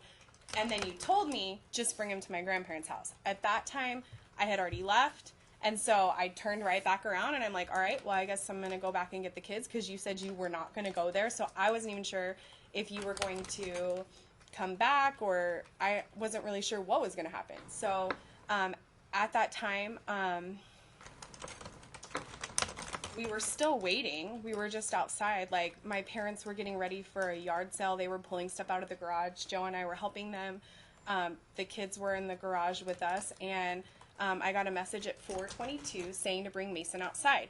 Well, at that point, we still didn't see you, so we were just like, my mom was like, I don't know, I don't see him yet. Well, all of a sudden, we see you swing around the corner in the church parking lot. You aggressively get out of the car, run across the street, start screaming at Joe, calling him a molester, telling him that you were going to fucking kill him in front of our children. At that time, I then told Joe to get in the house, call the police. The reason that you violated the protective order was because you were not supposed to be on the grounds at my parents' house. That violated the protective order. At that point, I mean, do you want me to continue? Like, let's ask specific questions then to that occurrence. So did you send a text talking parents saying that I'm not there? Come pick up the kids. Yes. You said you weren't there because I was not there. So when Mr. McDonald was there, was where were you during the first when Mr. McDonald pulled up? I was back at the house because you said that you weren't coming, so I came back. What time was that? 4:05. I don't know exactly what time it was, but I. Were you in the garage or were you in the house? I was outside of the house. I was not in the garage at that point. I was outside the house, like helping pull stuff out of the garage for the yard sale. So when Mr. McDonald pulled up, Joe was standing on the sidewalk. With me, yes. No, he was with me. He was with me standing up, like the walkway going up towards my parents' door. We were talking about what are we going to do, because Joe and I had plans to go on a date after that. So I'm like, well, I guess, obviously, like, do we want to take the kids to the movies with us? Or we were having that conversation at that point when you came running across the street saying you were going to kill him in front of the kids. Objection to that, but you were not within eyesight. The kids, where were the kids during this? Were they in the garage? They were in the garage with my parents. So Mr. McDonald is looking for his children, and did your mom not hand Malia and the backpack? No, that didn't happen. Here's what happened. When you came running across the street, right, my parents saw you. They grabbed the kids. Inside, correct? I did ask Joe, yes, to go inside and call the police. Okay. So, you were halfway across the street. My parents saw you, grabbed the backpacks and the kids, and they were like, Mike, get across the street, just go. Because we knew you were upset. You were yelling and screaming. He's like, look, my stepdad said, not in front of the kids. Go across the street. And he was trying to diffuse. Kids were within eyesight from that angle, right? I'm sorry? Were the kids within eyesight of that angle? I don't know what eyesight angle you saw. I have no idea. Okay. So Joe goes inside. Did your mother, Shallant Dixon, hand Malia and a backpack to Mr. McDonald? No, that did not happen. In the driveway? No, that did not happen. Correct. No, that's not correct. So Malia wasn't in Mr. McDonald's arms? She did end up in your arms after you ripped her from my mother, and she was screaming and crying because you were screaming. That did happen. In fact, like, she's still traumatized and says that daddy takes me, daddy don't take me. Like, she still cries about that. You don't know. You're not there. You don't hear her when she has nightmares and she's screaming, no, daddy, don't take me. That was traumatizing to her. And had you gone across the street, and done what you had to do, that would have never happened. If you would have just followed the law, the rule, whatever, and just met them across the street. But instead, you had to charge against Joe, scream at him, scare the kids. Mason was running away. He ran back into the garage, which is how we all ended up back in the garage. Mason was literally digging his nails into my mom's leg because he was terrified at what you were doing. Did you ever call the cops, hold the kids there and call the cops on Mr. McDonald? I was not holding the children there. No, Mason was terrified. He did not want to go with me. I'm not going to force him to go with you. Event, did you ever call the police, have Mr. McDonald served a TPO, and have the kids wave at him through the window, saying, hi, Daddy? No, that did not happen. Didn't happen? No, that did not happen. There's an You exhibit were of that. banging on the door at my mom's house. You were screaming. You were yelling. There was a TPO. I called the police. I was scared. I didn't know what to do. I was screaming. The police came out, And what did they do? Everything was totally fine. The kids were upstairs. They were away. They didn't know what was happening.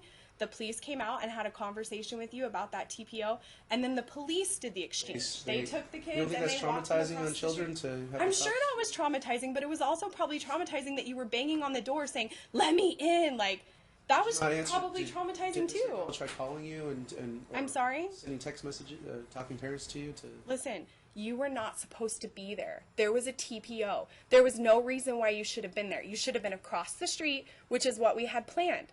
Like, I don't know if you ever realized this, if you had just followed what you were supposed to do, like, none of this would have happened. Seriously, like, the kids need you, but they need you to be healthy, and they need you to make good decisions. And that was not a good decision that day, to bang on the door and to scream and to scare me and to scare the kids, which is why I called the police. What was the safest option after that? For the police officer to walk the kids across the street. You and I don't see each other. You and I go our separate ways. The police do the exchange. The way that I explained it to the kids was like, hey, there's this, police officer here. He's really nice, and he's come to visit. Like, what do I say to the I kids? don't think that's traumatized to see their dad in front of a. They didn't see you. I would never let them see you over the top of a cop car because that would be traumatizing to them. I made sure that they were away and upstairs, and they were with I think my sister was there. They were with my sister, and she was playing games with them. Did you ever send a text talking parents saying, be prepared for your fight of your life if you don't agree to primary custody? I have no idea. I don't know what I said. I don't. Did you not say you're not going to see your kids for Christmas? I don't believe I said that. And yell in the courtyard after it was warded every weekend with the kids. No, I did not say that.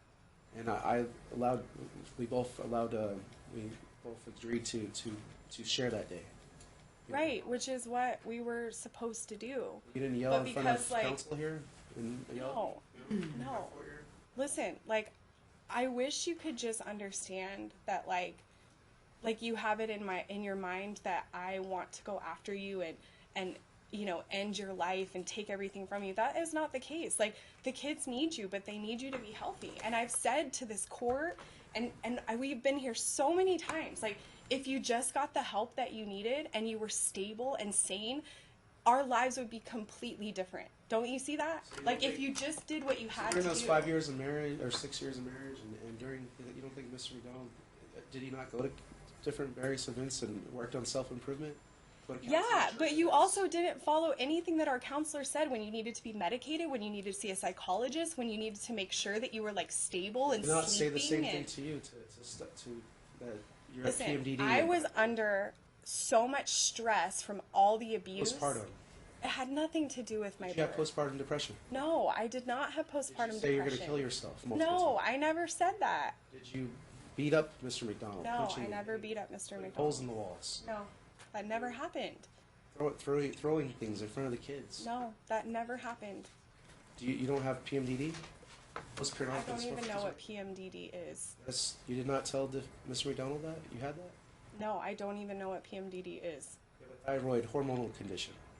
I have no other conditions. I have no conditions. Now, during that time, Mr. McDonald had a daughter in the backpack. You said that he pushed you. How did that occur when he had a daughter in his arm and a backpack in another arm? And then he asked Mason to come with him. That's okay. So that's your perspective. My perspective is you were holding Malia and the backpack in the same hand, and you were screaming at Mason to come with you. Yeah, you literally said in front of our child, "I will go to jail if you don't come with me right now." Okay? You reached over. Mason was cowering behind my mom and me. Block you? No, my mom did not block you. She was encouraging him and saying, "It's okay, it's okay, it's okay." And she was telling you, "Mike, please go back across the street." We were trying to diffuse the situation so that we could bring him back over there Mr. to you. McDonald not take his daughter and leave when Dan requested? You did, yeah. You took her and left, and CPS returned her to me that night because you left her at your brother's house after you again said that she had been molested, and an ambulance came to check her out, then called me on the phone, okay? Then they found out that you had abandoned your child at your brother's house because you were avoiding the police because you had pushed me, okay? And then CPS returned Malia to me at midnight that same night because you were nowhere to be found. So was there a bench warrant issued for Mr. McDonald? I don't know. I don't know. I don't know. I'm sure there was a benchmark. Did you call the police and file a report when Mr. McDonald tried to see the children at the church? Away from the church, it was separate. I'm sorry. place in the church. Can you ask me that again?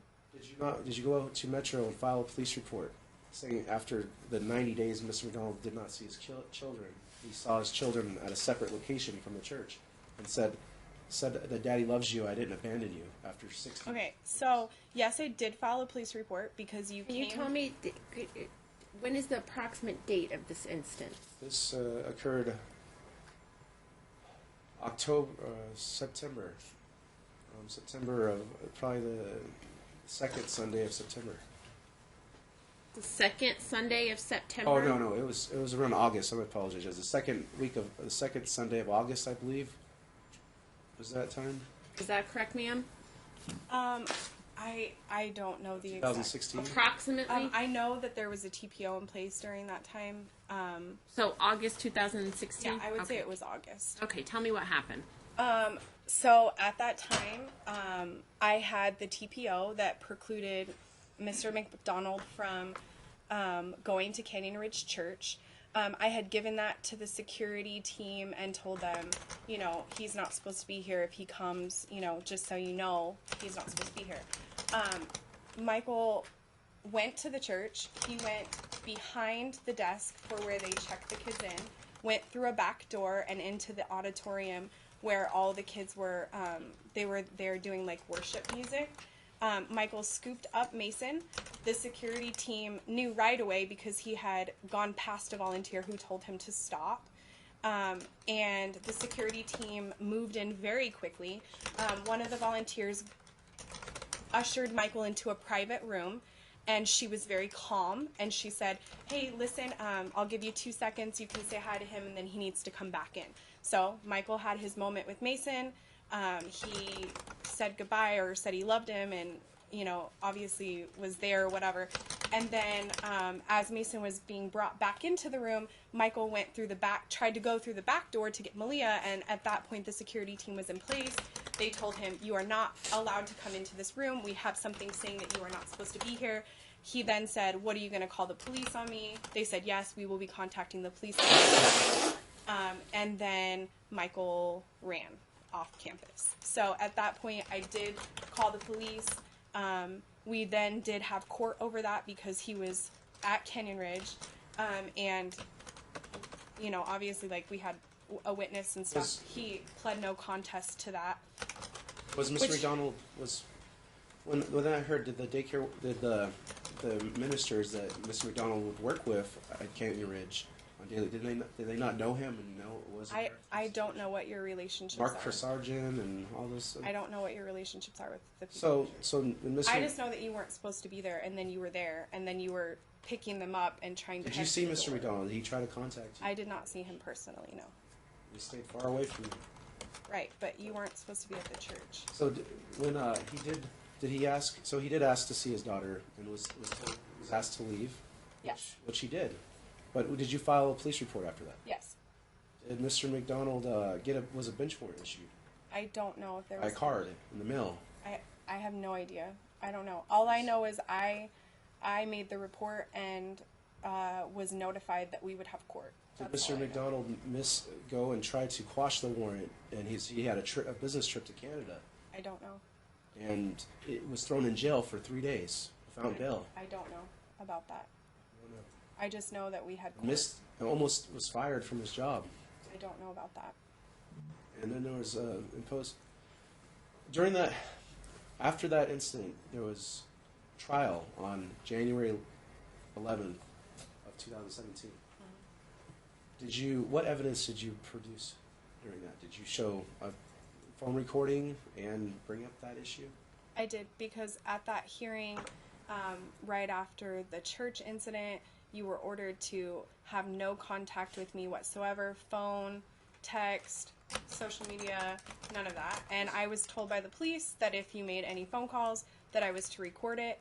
And I had to say at the beginning of that phone conversation, this call is being recorded. On one of the exhibit lists here, does it not say in the divorce decree that Mr. McDonald is to have reasonable phone conversations with his children?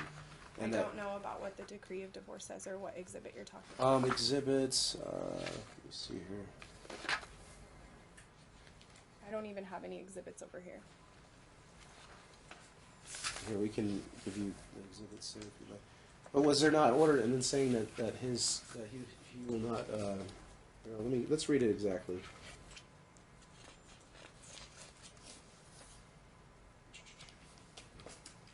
Mr. McDonald, you have 2 hours remaining. Okay, I'll hurry, Judge. Take your time. I just want you to know where you stand with the time allotted. I appreciate that, Judge.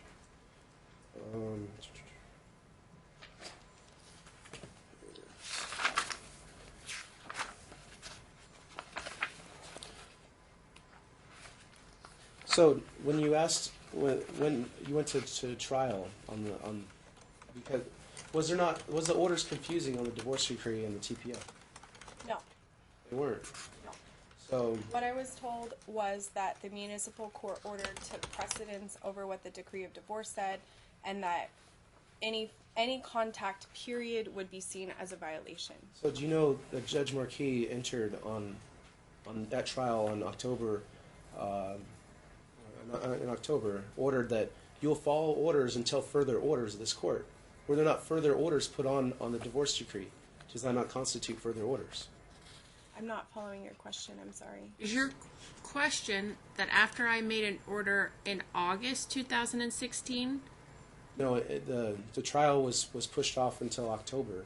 Then we had an October. So there was no trial in October of 2016. Oh, it was June. I apologize, Judge. It was Again, August. for about the 5th time today. Yeah. August. Let me August give you of the, hold on. 2016. August 16th, 2016. My written decision was issued August 31st, 2016. Okay, thank you for clarifying that, Judge. So, how do you propose that we do phone conversations with the children? How were we doing it previously? Was there not Skype, Tango that the children would call? Are you asking me how I think they should go now, or how they were going in the past? How we were going in the past, and how would you propose that phone conversations or video chats be in the future? In the past, when there were no orders about no contact, you were free to call the kids, and I think I had the Tango app, and you did Tango with them a few times. What I propose now, I'm going to follow whatever the courts say is appropriate. If they say that you are able to have phone conversation, I will let, that's free to happen. During that time, did you not say that you wanted to get back together, that you wanted the kids to? During what time? Right before trial, did you not send text messages and phone conversations saying that you wanted me back? Did you not tell defendant to come over your house and spend the night with you? No, that never happened. Okay. So was there not a gate code that was given? The gate code that was given was during the time that there were no orders. Malia was sick, you were returning the kids, so I did give you the gate code to my condo, yes. That did happen. But it wasn't to get back together. It was because you were dropping the kids off and they were sick. So you never said that? I never said what? You never had me come over to your house? No. Never? No. Except for that one time when you dropped her off. Did you invite me upstairs and show the kids rooms? No? You don't remember that? No, perjury is a thing, right? That lies to the court. That you can actually be. I feel like you're harassing me right now. I'm not harassing you. I'm asking simple questions that. And I'm telling you my answers, so. Thank you. So, how do you propose that we did we not have? Did Mr. McDonald call his kids on a regular basis? Call them at night, wishing them good night. When there were no orders in place that you could have contact with them, yes, you were having regular contact. And we were being pretty good co-parents. Do you agree? I disagree, but Why is that? because of your level of harassing me and harassing my friends and family, it was really difficult to co-parent when you were involving our children in very adult matters and telling them things that little kids should never hear. I don't think you were being good or sane or healthy parent to them at all. Did I do everything that the court said? Yes. Did I try to work with you? Yes. Because I still believe that our kids need two healthy parents. They love you, they miss you, their opinion of you has not changed. I would never hurt their opinion of you because you're their dad. But because of your inability to like be healthy for them, I've been forced to continue to fight for their safety. And so I don't think we were being good co-parents. At least I don't think you were being a good co-parent. You know what parental alienation is, or pathogenic parenting? I don't. There's exhibits in here that show the effects. Are you aware of the CAP study? I have no idea what the CAP study is. So there's psychological issues that occur for traumatic experience, and also alienation of children, or poisoning of children, saying bad things. As a child is a whole of two parts, of a mother and a father. When you don't have a mother or father life, it causes deep psychological issues, social issues. Objection, Your Honor. Is there a question pending? Ask a question, Mr. Do McDonald. you think that the kids not being able to see their dad for over a year and being alienated, or not being able to see their father, is going to cause criminal history, anxiety, depression? Objection, Your Honor. Ms. McDonald isn't Mass shootings. in this regard. Are you asking whether or not you think your children are going to commit mass shootings No, because they Judge, have? No, what that's I'm- exactly what you just said. So you may ask. You can answer that question, ma'am. No, I do not think that they will commit mass shootings. That wasn't the question, Judge. What I'm asking is the plaintiff aware of the massive issues and social repercussions of not having a mother, father, or alienating or keeping a loving parent from a child? That's what I'm asking. In answer to your alienation, I have not alienated you. You have done this yourself. So, do I think that our children are going to have difficulty growing up because of this? Absolutely. Do you think it's best that their father spend time in jail? No, that was not what was best for them, but that was your choice. Do you think it's best to throw away their toys and their furniture, to clear out the house, to get rid of the house that they lived in that was all set up for them? I did what the court said I could do. Now, did you do that when you broke in the house right after I trial? never broke Objection, into Your the Honor. house. So was the house not? You didn't break in the house and steal a bunch of stuff, or that's currently in your attorney's possession? I did not break into the house. How was my stepfather went there and said that the door. Objection, Your Honor. We're getting beyond the scope let of me- what this hearing is for. I'll allow it. Mr. McDonald wants to use his time again for now. I'm keeping track. This is the 7th admonishment Yeah, I about apologize, property and other issues. Then I'll let him use his time that Do you way. think- But I'm not making a decision today about property. I am making a decision about his request to modify custody. Do you think it's best that the children have a good environment that they're used to, and that going overnights with their parents? With their father? Yes, I think that's very important. Do you recall, if you look at Exhibit 27, there's orders saying that we can have reasonable conversation. Could I provide a copy to her? Could we? Well, first ask her if she remembers. Do you remember that? I'm sorry, can you ask me again? Do you remember on the divorce decree it said that the defendant, or that Mr. McDonald could have reasonable phone conversations with his children? Yes, I do remember that. Did you allow reasonable phone conversations with his children after trial? After trial, there was still a TPO in place, so no, I did not allow any phone conversations. And then after that, there were new orders entered by municipal court, which still stated that you couldn't have contact with me. Therefore, if you called me, texted me, anything, it would be considered a violation. So no, I was not allowing How you. did you propose that we were to follow that? Did you not? Did you call from the number? No, I did not call from him. No. You didn't ask for money. So I did ask for money when there was when we were able to have contact, because you were not paying the daycare bills, nor were you paying child support. You did not pay child support for a year and a half, and your wages had to be garnished. And I was paying $1,200 a month in daycare costs, as well as all of their medical expenses, which was $440 a month. So when we did have phone conversation, I did ask you to make a payment to the daycare. I wasn't even asking for child support at that point. I was just asking you to call the judge. pay half of the daycare. Did you call the judge saying that Mr. McDonald was to pay in lieu of child support the car bill, the insurance, the mortgage, all of the things, almost over almost $1,300 a month. I do remember that, but after that, it was ordered that you needed to pay child support and half of the daycare, which you were not doing, which is why you got garnished with the child support court. And did Mr. McDonald not pay half a daycare? You did not. You still haven't paid half of daycare. There's records of that, okay? So, if you can pull Exhibit AC on page 77, can we turn to that? I'd like to show the court. Or here, I'll read from it then, just for knowledge. So it says, the parents shall provide each other with travel itinerary and whenever reasonably possible, telephone numbers at which the children can be reached whenever they will be away from the parents' home for 2 nights or more. Did you not go to California on multiple trips and not let Mr. McDonald know where his children were at? At that time, we were not even allowed to communicate on talking parents. And I had sole legal custody at that time. I never ever took the kids to California without having sole legal and physical custody. No. Primary custody. No. During that time, I had sole legal custody because you were ordered to stay completely away from the children. I would never take them out of state without letting you know unless I had the legal right to do that. And I never violated that. There was temporary primary.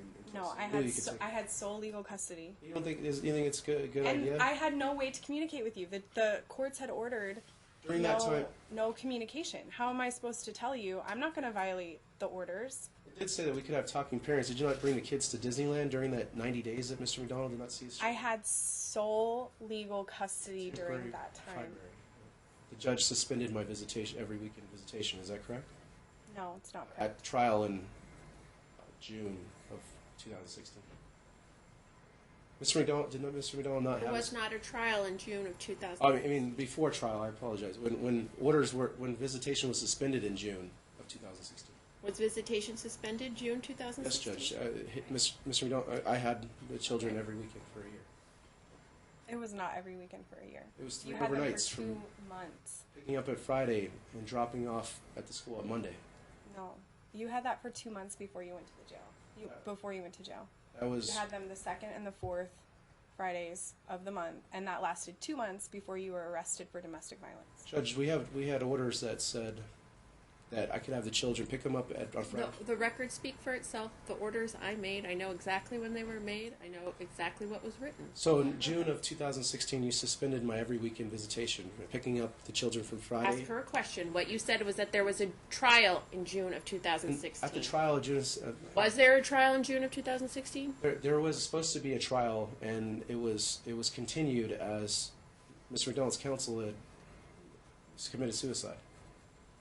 So did Mr. McDonald, was his visitation, his every weekend visitation suspended because of lies of a tracking device and the story of letting Mason saying that he's tracking mommy, which was complete hearsay.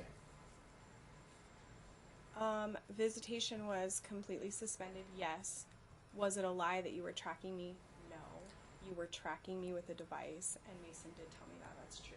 So you know Mr. McDonald worked at a tracking device company for the last 3 years during the pendency of our marriage, correct? From what I understood, you worked with iPads, and there were fleets of like UPS trucks that used tracking devices. Did you come? But I never knew that that you could even use a tracking device on a personal car. So did you remember when Like the kind that you had, anyway. do you remember that Mr. McDonald used to work at Strategic Telecom Solutions and would be testing all these devices and bringing them home and putting them on the vehicles? And he told you after our neighbor's vehicle was stolen, he said, "Hey, we should put one of these on our vehicle." I'm sorry, I'm not like. Do you remember that conversation that Mr. McDonald had with you about the tracking devices being on our personal vehicles? No. Do you remember our neighbor's brand new Cadillac getting stolen? No. You worked at LV.net. You don't remember that? You don't recall? Do you remember Mr. McDonald showing you tracking devices? No. He worked on bring home and worked in his office. Nope. The first time I ever saw a tracking device was in my car, and I didn't even know what I was looking at. I had to take it to a mechanic so he could tell me that was a tracking device. Do you remember And coming? it was so carefully tucked up under that, like, you couldn't even really, I wouldn't even have known what I was looking at. Do you know that Mr. McDonald was? You recall coming to the company parties and stuff that was at the location with tracking devices in the building. And people I mean, I remember going to the company parties, but, like, we did karaoke and had food. I didn't ever see, like, the business side of things. Did Mr. McDonald ever tell you about the tracking device and say that Yes, you told me that there were tracking devices that you used for UPS trucks so that you could track to make sure that, like, basically that they were used for companies to make sure that these people were going where they were supposed to be going and making the stops that they were supposed to make. I never saw a tracking device. I never knew that you ever put a tracking device on the car. I still don't know how that tracking device got on there, whether that was like, I still have no idea. You had a key to the car, so it's possible that you put it on at any point. And do you remember showing the company policy this saying that it No, you never showed me any company policy was- at all. Eat your own dog food policy. You don't recall that. No, and from seeing the document since then, it also said that you weren't supposed to be like committing crimes with it either, and that you weren't supposed to be like using it for personal use. So like if you were using that to track me, like that also went against company policy. So like I never knew that you were tracking me. Why would I ever be comfortable with you tracking me, especially since we got divorced? Like, why would you want to know where I'm at? Like, So, know what I'm doing? For the past 3 years, do you think you could have forgotten that it was on the vehicle? No, I would definitely know. And in fact, I had smog checks on that car, and that's exactly where the little piece went in. I would have known. They would have said there's something plugged into your... You don't think they could just unplug it and do the test and plug it back in?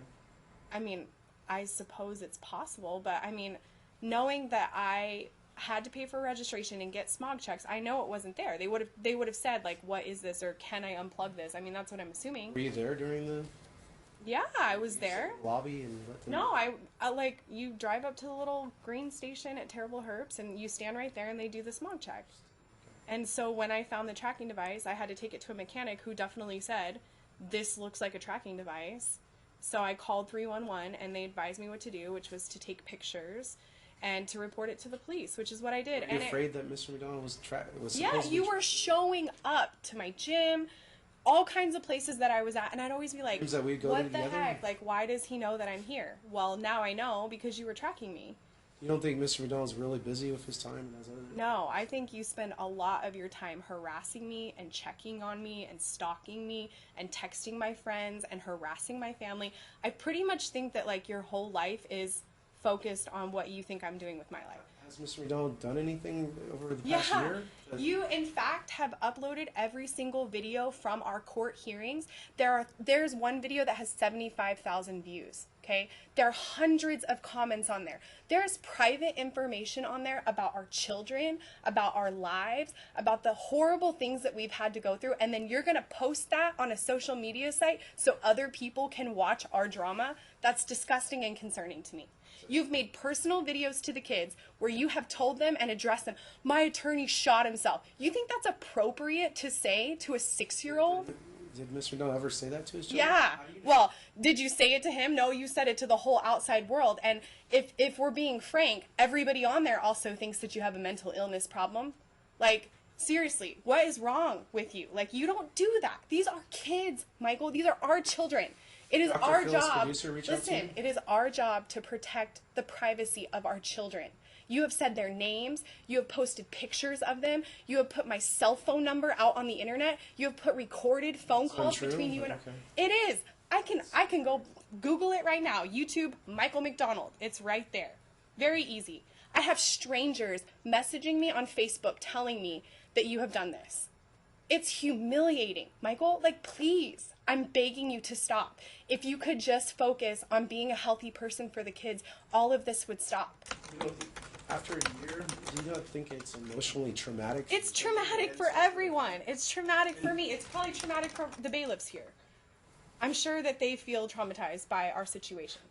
It's not funny to me. No, it's not funny. This is like 3 years this is of not stuff. funny to not be able to No. see it. And the only reason that you are separated from your kids is because of yourself. It has nothing to do with me. I want you to be in their lives, but you have to be healthy. Do you hear what I'm saying? Mr. McDonald not healthy? Has he not done No, the you are not counseling, healthy. the church No, programs, you can or- go to all the counseling in the world that you want, but do when you- you get on YouTube last month and address the kids and say disgusting and disturbing things to them, you're not healthy. Was there not videos of just showing bicycle training and Sure, and in one of those videos, you flip the camera around with Mason and Malia, and you say, "Hey guys, it's been 14 days since I'm gonna see you next time. Mommy won't let me see you." And then what did Mason say? "Mommy's a jerk." You coached him to say that. I did not do Yes, you that. did. Objection to that. Yes, you They did did. not sing a song that "We Love Our Daddy." Yeah, Well, that was so they cute, do, wasn't yeah, it? it was a very 4-year-old will pretty much say anything when you coach them to say that. Like, They I don't just coach. don't think you understand. Like, you don't understand.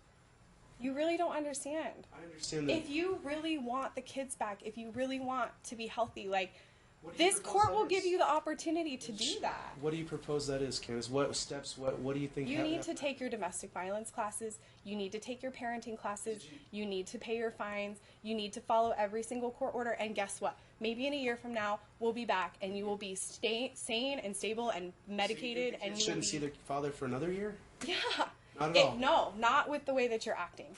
Not with the things Has that anything you're happened doing. during the year? Yes. What's Every hap- single is it- YouTube video that you've uploaded, all the stuff that you've said on Facebook, you made a post about Judge Marquise herself, okay, that was sent out to between 40 and 60,000 people through Veterans in Politics. You don't think that that's like normal behavior? It's not normal behavior. You think it's normal behavior to be alienated from the No. child? Nobody should ever be away from their children. I think it's You should have an awful. unalienable, God-given right to your children. Not if you're not High healthy. set standard. No, this is a high set Can standard. we get back to the question? All right, let me ask another question, Judge. So if you turn to page 77, let me finish that saying here. The parents shall be entitled to reasonable telephone communications with the children. They further agree to refrain from interfering with the children's right to privacy during such telephone conversations. The parents shall provide each other with the address, phone number of which the children reside, and shall notify the other parent prior to any change of address and provide the telephone number as soon as it's assigned. Do you remember that being on the order? Yes. So did you allow any phone conversations after that? Not during the time that there was a protective order. When that was entered, there was a protective order, and then shortly after that, municipal court entered their orders saying that there was no contact. So this order So was- I'm going to follow that trumps this. So this order was put in October 22nd after the TPO, which It the judge ordered, Judge Marquis ordered on October, the trial of October, June of 2016, she ordered that we are to have no contact until further orders. Was this not a further order? There was a protective order in place. You were not to contact was- me or the kids. This is after the order, correct? I was following the protective order, which was there was to be no contact. So that's maybe we were both confused on that. No, I'm not confused. So was that? I've never been Is that not a confused further about order? the orders. The protective order trumps the decree of divorce. If there's an issue of violence or something that's happening, that trumps what's happening there. Maybe you could clarify that, Judge. No, or maybe we could talk about. I don't you want me to There's a clarify TPO what? order that was issued prior to an order. There's a TPO that was issued on June. There was further orders that was entered on a divorce decree. Which orders come first? Orders that were further orders that were put in place, correct? Mr. McDonald, I think you need to ask questions of the witness, not of the court. I'm The just orders- asking for some clarification, Judge, because we both are confused. It No, also she says- has said numerous times she is not confused. She's explained the order. She's explained the orders of the municipal court. After that, my orders, the TPO order. She's explained it all. It's clear to me that she understands it. You can ask her more questions about So it. that was your understanding. So you also texted, "I will follow the court orders," and when asking. I don't know what I texted. I don't even know what time you're talking about. I can tell you I never made any contact with you whenever there was an order for no contact. Ever. You never called from one of the numbers. No. There's phone records. No. Get the phone records. I haven't. Okay. Then get the phone records. Where are they? Here, this is regards to property. So let's talk about trial on a municipal court. So 52 domestic violence classes were ordered. GPS monitoring for 6 months at a cost of $12 a day. As soon as that order was put in place, for 178 days for the phone call, 6 months in jail. Do you agree with that? Do you think Mr. McDonald should be thrown in jail for 6 months for trying to call his own children? You were not thrown in jail for calling your own children. You were in violation of contacting, which they told you to stay out of trouble. You had already violated the protective order, and then you went to jail for domestic violence. That's what you went to jail for. Do I agree with it? Absolutely. I think that you needed that. You needed to be ordered to take domestic violence classes, that you needed to take parenting classes. I still think you need to do those. For what? Did I push you? Yes, you pushed me in the shoulder. Was You there knocked any me evidence back of off that? of my feet. How did Mr. McDonald do that with a daughter and backpack and arm? I explained earlier how that whole incident happened. If there was a backpack. Mason was cowering behind me. He did not want to go with you. You reached around, you grabbed my mom's wrist, which I'm surprised you didn't get convicted for that, because you grabbed her first, and she yanked her arm away from you, and you pushed me, past me, to try to get Mason's arm. You yanked his arm, pulled him. You told him, Daddy will go to jail if you do not come with me right now. And Mason was screaming and crying. So that's worth yes, 25 days in jail and It should have been worse than that. You should never touch me. You should never touch my son. You should never touch my Did you mom. ever touch Mr. McDonald? No, I did not. You ever I punched was him in the asking nose? you to leave and to go away, and I was begging you. I'm like, please don't do this in front of the kids. Like, So you that's never during traumatizing. any time punched or hit? Or... The only time I ever put my hands back on you is when you were choking me or hitting me. They were defensive. I've learned a lot about domestic violence. How you would take my phone and my keys, how you would hold me down. And yeah, I defended myself. So yes, have I ever hit you? Absolutely. Were you ever hurt? Did you ever call the cops? I never called the cops, and I should have. You bruised the back of my arm once when you pushed me into a dresser. You choked me. You tried to rape me once. You tore my clothes off. You bit my neck. You called me a whore. You said that women should sleep with their husbands on their anniversary. Did and we that I was ever gonna role do play, that. Candace? Or is there different No, things I was screaming bloody murder. That was not role play. I was terrified. There is so much You were that I terrified. Why didn't you understand. call the police? I should have. Because what would you say? If you call the police, they're not going to believe you. Yeah, you did. And you would threaten to take the kids all the time. I'm going to take the kids. You'll never find me. I won't use a credit card. I'll use complete cash. lies, but okay. I'll live off the fat of the land. You'll never find me. I was terrified. I was terrified to leave you.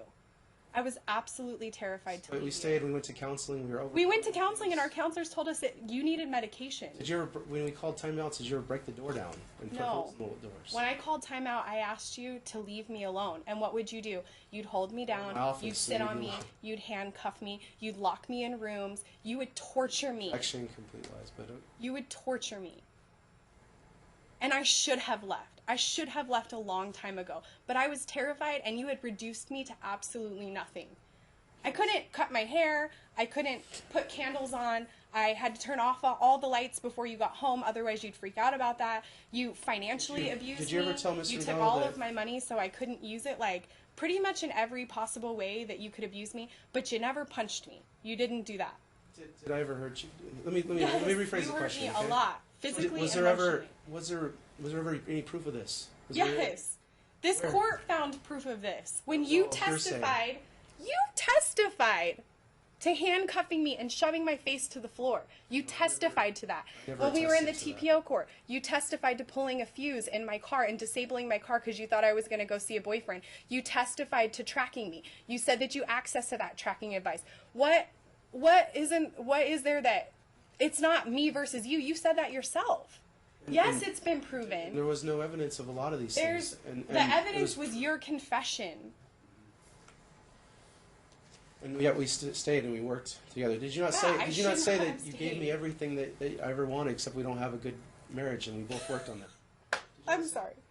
Did you not become a teacher? Did you not pay Listen. 40,000 off in your debt? Listen, that was the biggest thing to me. All I wanted was a healthy marriage, which is why we took steps to try to do that. But when you would not receive any advice from our friends, our family, our counselors, our church, like, what else did I have left to do? Did you ever put a Christian mingle dating site while we were married? Not while we were married. Well, okay, we may have been married, but we were already separated.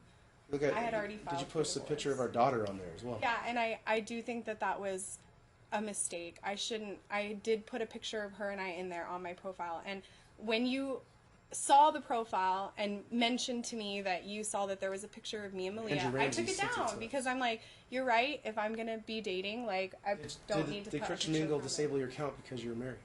Christian Mingle disabled my account because you emailed them and said that I was a cheating wife. So yes, they disabled my account. Were you because in ministry? contacted me. Did you have an after-school program for any city? Yeah, I was in full-time ministry at one You time. remember the children that Mr. McDonald and you, we would both teach them and go there, and Mr. McDonald volunteer. And you know the fact that they didn't have, a lot of those kids didn't have their fathers. And do you remember the issues that they had? A lot of my students did have issues. Many of their families were like convicted felons or murderers or drug dealers or dead. Is Mr. McDonald a drug addict? Not that I'm aware of. On drugs? I don't know if Ever hurt you or the kids? Yes, Has you he ever hurt the me kids? all the time. I think you emotionally hurt our kids a lot. You told them a lot of things that they shouldn't know. They're too young to know some of the things that they do, and unfortunately, I'm still dealing with the aftermath of that. So, did you hurt our children physically? No, I don't. You didn't. I cannot think of one incident where you physically hurt them, but emotionally damaged them. Yeah, absolutely. Effects that they will carry, and I've done everything that I can do to be proactive to get them the help that they need. The kids away from their father. No. Well, do you know that Mr. McDonald completed over 20 something I don't know domestic how many violence classes you've completed. On Exhibit A, 15 domestic violence classes. Then he went to Safe Nest and learned about domestic violence and the power and control wheel and the different things. And do you think that we were both codependent on each other? No. No. I think you were codependent on me. I think that you aren't able to manage your own life. Did so Mr. McDonald always try to make you happy? Did you make me happy? Did he try to make you happy? No. I think you did everything that you wanted to do by yourself, and you only cared about yourself, which is why we ended up here. Did you know that Mr. McDonald's been in counseling for not being able to see his children and for getting over it? Don't know. I mean, Exhibit C. my attorney showed me that there's a letter. Did you know that Exhibit D, there's a mental eval done, and it was stated that Mr. McDonald, here I'll sort of read it here, was diagnosed with adjustment disorder due to divorce proceedings and marital relationships. I did not know about that. And through Dr. Harder. Exhibit D. Did you know that there's an appellate brief that on there's an appeal in place for the criminal charges? Yes, I know that. But you still have been convicted of domestic violence, and that conviction stands until the appeal. You don't think is that was the decided. max sentence? And for a first offense? I don't know. This has been my only experience with domestic violence, so I don't know. From Usually- what I understand, yes, that was the maximum sentence, but I also know that the court was very concerned about your stalking behavior, and that's why they put the GPS monitor on you. Did you not go into court and said, I'm afraid for my life? I'm And still afraid of you. Have I done anything to make you afraid? Yes, as of recently last month, making a YouTube video with a threat saying that you had vengeful thoughts of harming me, which I reported to the police. That was in a piece of that. Okay. Objection. So there's that appellate brief. Let's go under, there's a couple more things that are relevant. Did you know that Mr. McDonald, went to the Crossing Church, and he's been attending regularly and got involved in divorce care there, which is a parenting and a class to go through. Were you aware of that? I don't know I don't know. Are you aware that Director of Security came up and said, I know you're on a GPS monitor, and I know that, and harassed Mr. McDonald when he was told by his counselor to go visit that pastor there?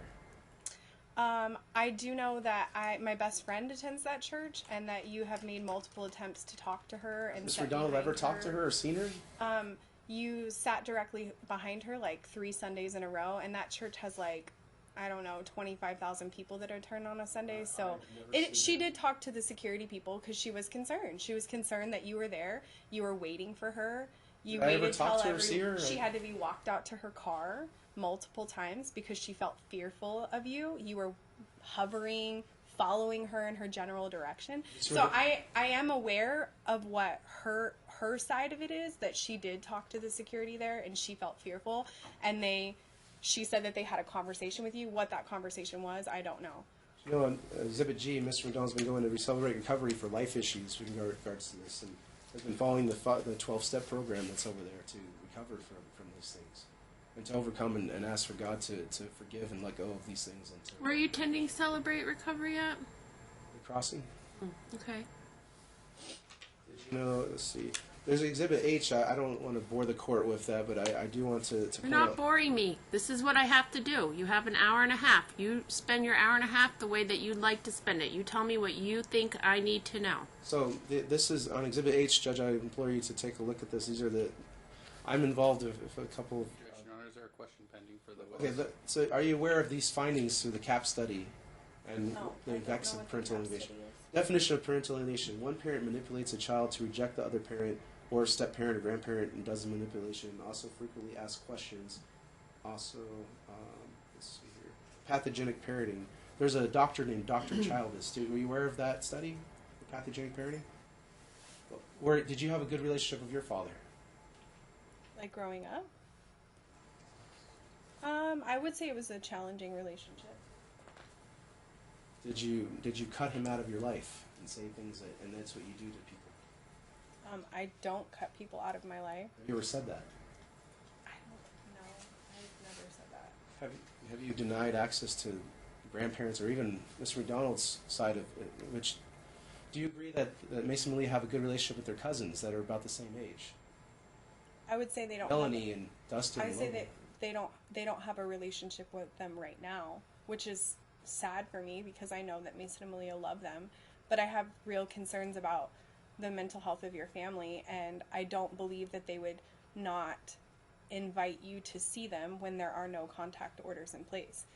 Your Nana has emailed me and asked me for pictures, and I've always been happy to email her back and show her pictures, and and it You is brought them over there to see them though, or no, because I have concerns that you will show up. I have concerns that they themselves won't follow the orders. And is it sad? Yeah, it's heartbreaking. I miss out on honestly, the whole other side. I know, and it's terrible. I really honestly wish that wasn't the case because I know that your family loves our children, despite my opinion of them. But I know that they love them, and I'm not going to stand in the way of that unless the court says that. And so far, because they have been unable to help you to get the help that you need, I don't feel like they're safe to be around them, and that they might actually allow you to see them. And that's from what the courts have said, like that can't take place. And so, like, really the biggest key to allowing your family to see the kids is your health. Do you recall going over there every weekend for barbecues and swimming and my grandparents? It wasn't every weekend, but we did Almost. spend time with your grandparents. And I love your grandparents. I think that they're good people, and I wish that Mason and Malia could see them, but I have concerns that they wouldn't. They live protect close to them. you. How do you know where I live? I don't know. Are you supposed to know where I live? You used to live right there down the street, as you told me. Where you lived. Oh, okay. No. I, in fact, do live 3 miles from your grandparents' house, which not really sure why you know that if you're not stalking me. So do you agree that there should be a good relationship between them? Yes. The whole other side of things? Yes. I really wish that could take place. But like I said, I have concerns. Did you ever project issues about your father and your relationship onto Mr. McDonald? No. Did you witness your father beating your mother in front? No, my father never beat my mother. There's never a call for that? No. Okay. So are you aware of the facts of let's see here, the ACE study here, that there's a link 90% of children from fatherless homes are homeless and runaways? No, I don't know about that study. Did you know that 70% of children from fatherless homes are in state-operated institutions? No. Did you know that 85% of children from fatherless homes are youth sitting in prison? No. Did you know that 80% of children from fatherless homes are rapists motivated by displaced anger? No. Did you know that children from fatherless homes are 5 times likely to commit suicide, 32 times more likely to run away, 20 times more likely to have behavioral issues, which Mason started having self-esteem issues. Is that correct?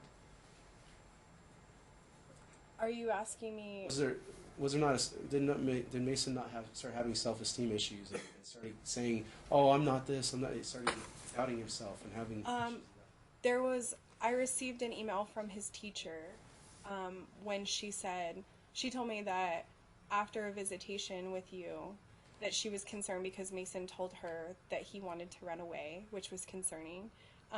And he told her that he wanted to run away because he didn't feel safe with you. And after that time, yeah, I did. I saw him really struggle, and it's been really scary. Did Mason ever say you want to live with his father? Not to me. Did Mason ever say he loves his father? Yeah, he still loves you. And I want you to know, please, can you just listen to me for a second? I would never say anything to Mason, despite how I personally feel about you. I would never hurt him because he thinks you are Superman. And I would never hurt him like that. And I hope one day that you get, I'm sorry to get emotional. I hope one day that you get healthy enough to be able to see him again. What constitutes healthy, Candace? What? Not stalking me, like leaving me alone, letting me live my life, and like. Has Mr. McDonald left you alone for the past No, year? Have you are seen him, heard posting him? our personal information all over Facebook and the internet and YouTube, and it's humiliating to me. People are calling me horrible things, and they're all saying that you're mentally ill. Like, do you want our kids to one day have access to that? Do you think that that's good? What are you going to tell our children when they get older, Candace? That father got put I'm in going jail? to tell them what I've continued to tell them, which is your dad loves you, but right now he is not following the rules, and when he follows the rules, he can see you again. That's all I have to tell them. I'm not going to tell them the messy details of everything that's happened because it's traumatizing. It's traumatizing to me, and I'm an adult. It's traumatizing to be thrown in jail or to be kept from Listen, father, those were right? your choices. Like, they're your choices. All right, let me continue this. 14 times more likely to commit rape, 9 times more likely to drop out of school. Is Mason doing well in school? Is he getting A's? Mason's doing very well in school. Do you recall the incident when Mr. McDonald went to the PTA meeting for Miss Wilson? And you happened to run across, it wasn't your time, but you walked across and you started saying, "You mother effer what are you doing?" I have no idea what you're talking about. I remember Miss Wilson saying that you were videotaping her in the classroom and that you made her uncomfortable. I took pictures of his work. And her, and filmed her, trying to get information about her and about me.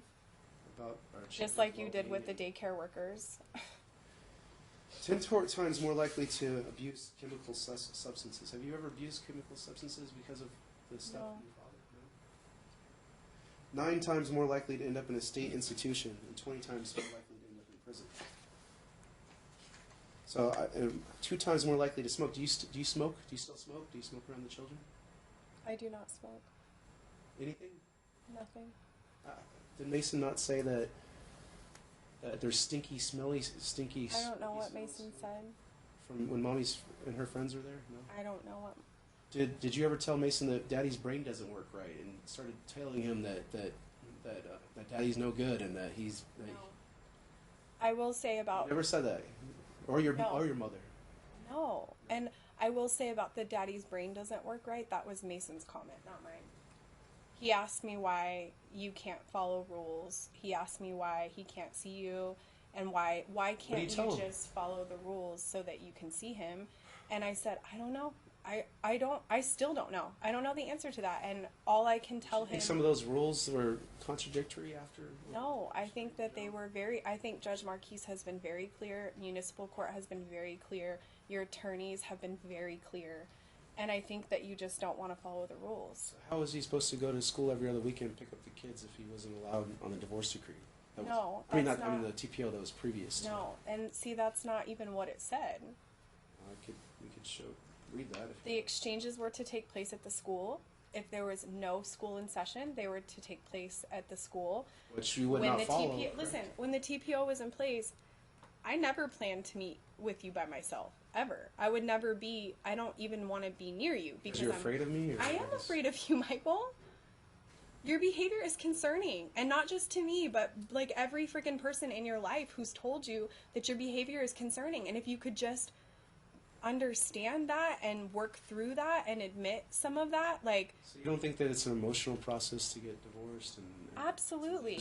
the love of somebody. Absolutely. Especially children. Absolutely. And you remember Mr. McDonald's conversations with you about not having his father in his life and the issues that arise because of that. I remember those conversations, yes. And what did we promise each other? Do you remember that? No, I don't. We made a lot of promises. We would never keep the children from each other. We wouldn't get a divorce. And I never thought that you would be this unhealthy. I did make that promise, but I also never thought that you would do all the level of crazy things that you've done. And in that case, that's the thing. It's like, it's not me keeping the kids from you. It's your choices that are keeping you away from the kids. Like, if you just made better choices, you'd probably get to see them. Don't you think if we had orders to what would you propose in that situation? Which situation? What would you propose? A visitation or seeing or custody exchanges? I will fight to keep the kids safe. And right now, I feel like you're an unsafe person still because of the social media stuff. Because I'm getting ads on Facebook from strangers who've said, "I've seen your ex-husband's videos. Are you alive? Are you safe? Are you okay? I'm concerned about your well-being. Why is he not back in jail?" Like that interrupts my life, and it's humiliating to see that you would make videos. I mean, Michael, there's pictures on there of me being pregnant in a bra, like not appropriate.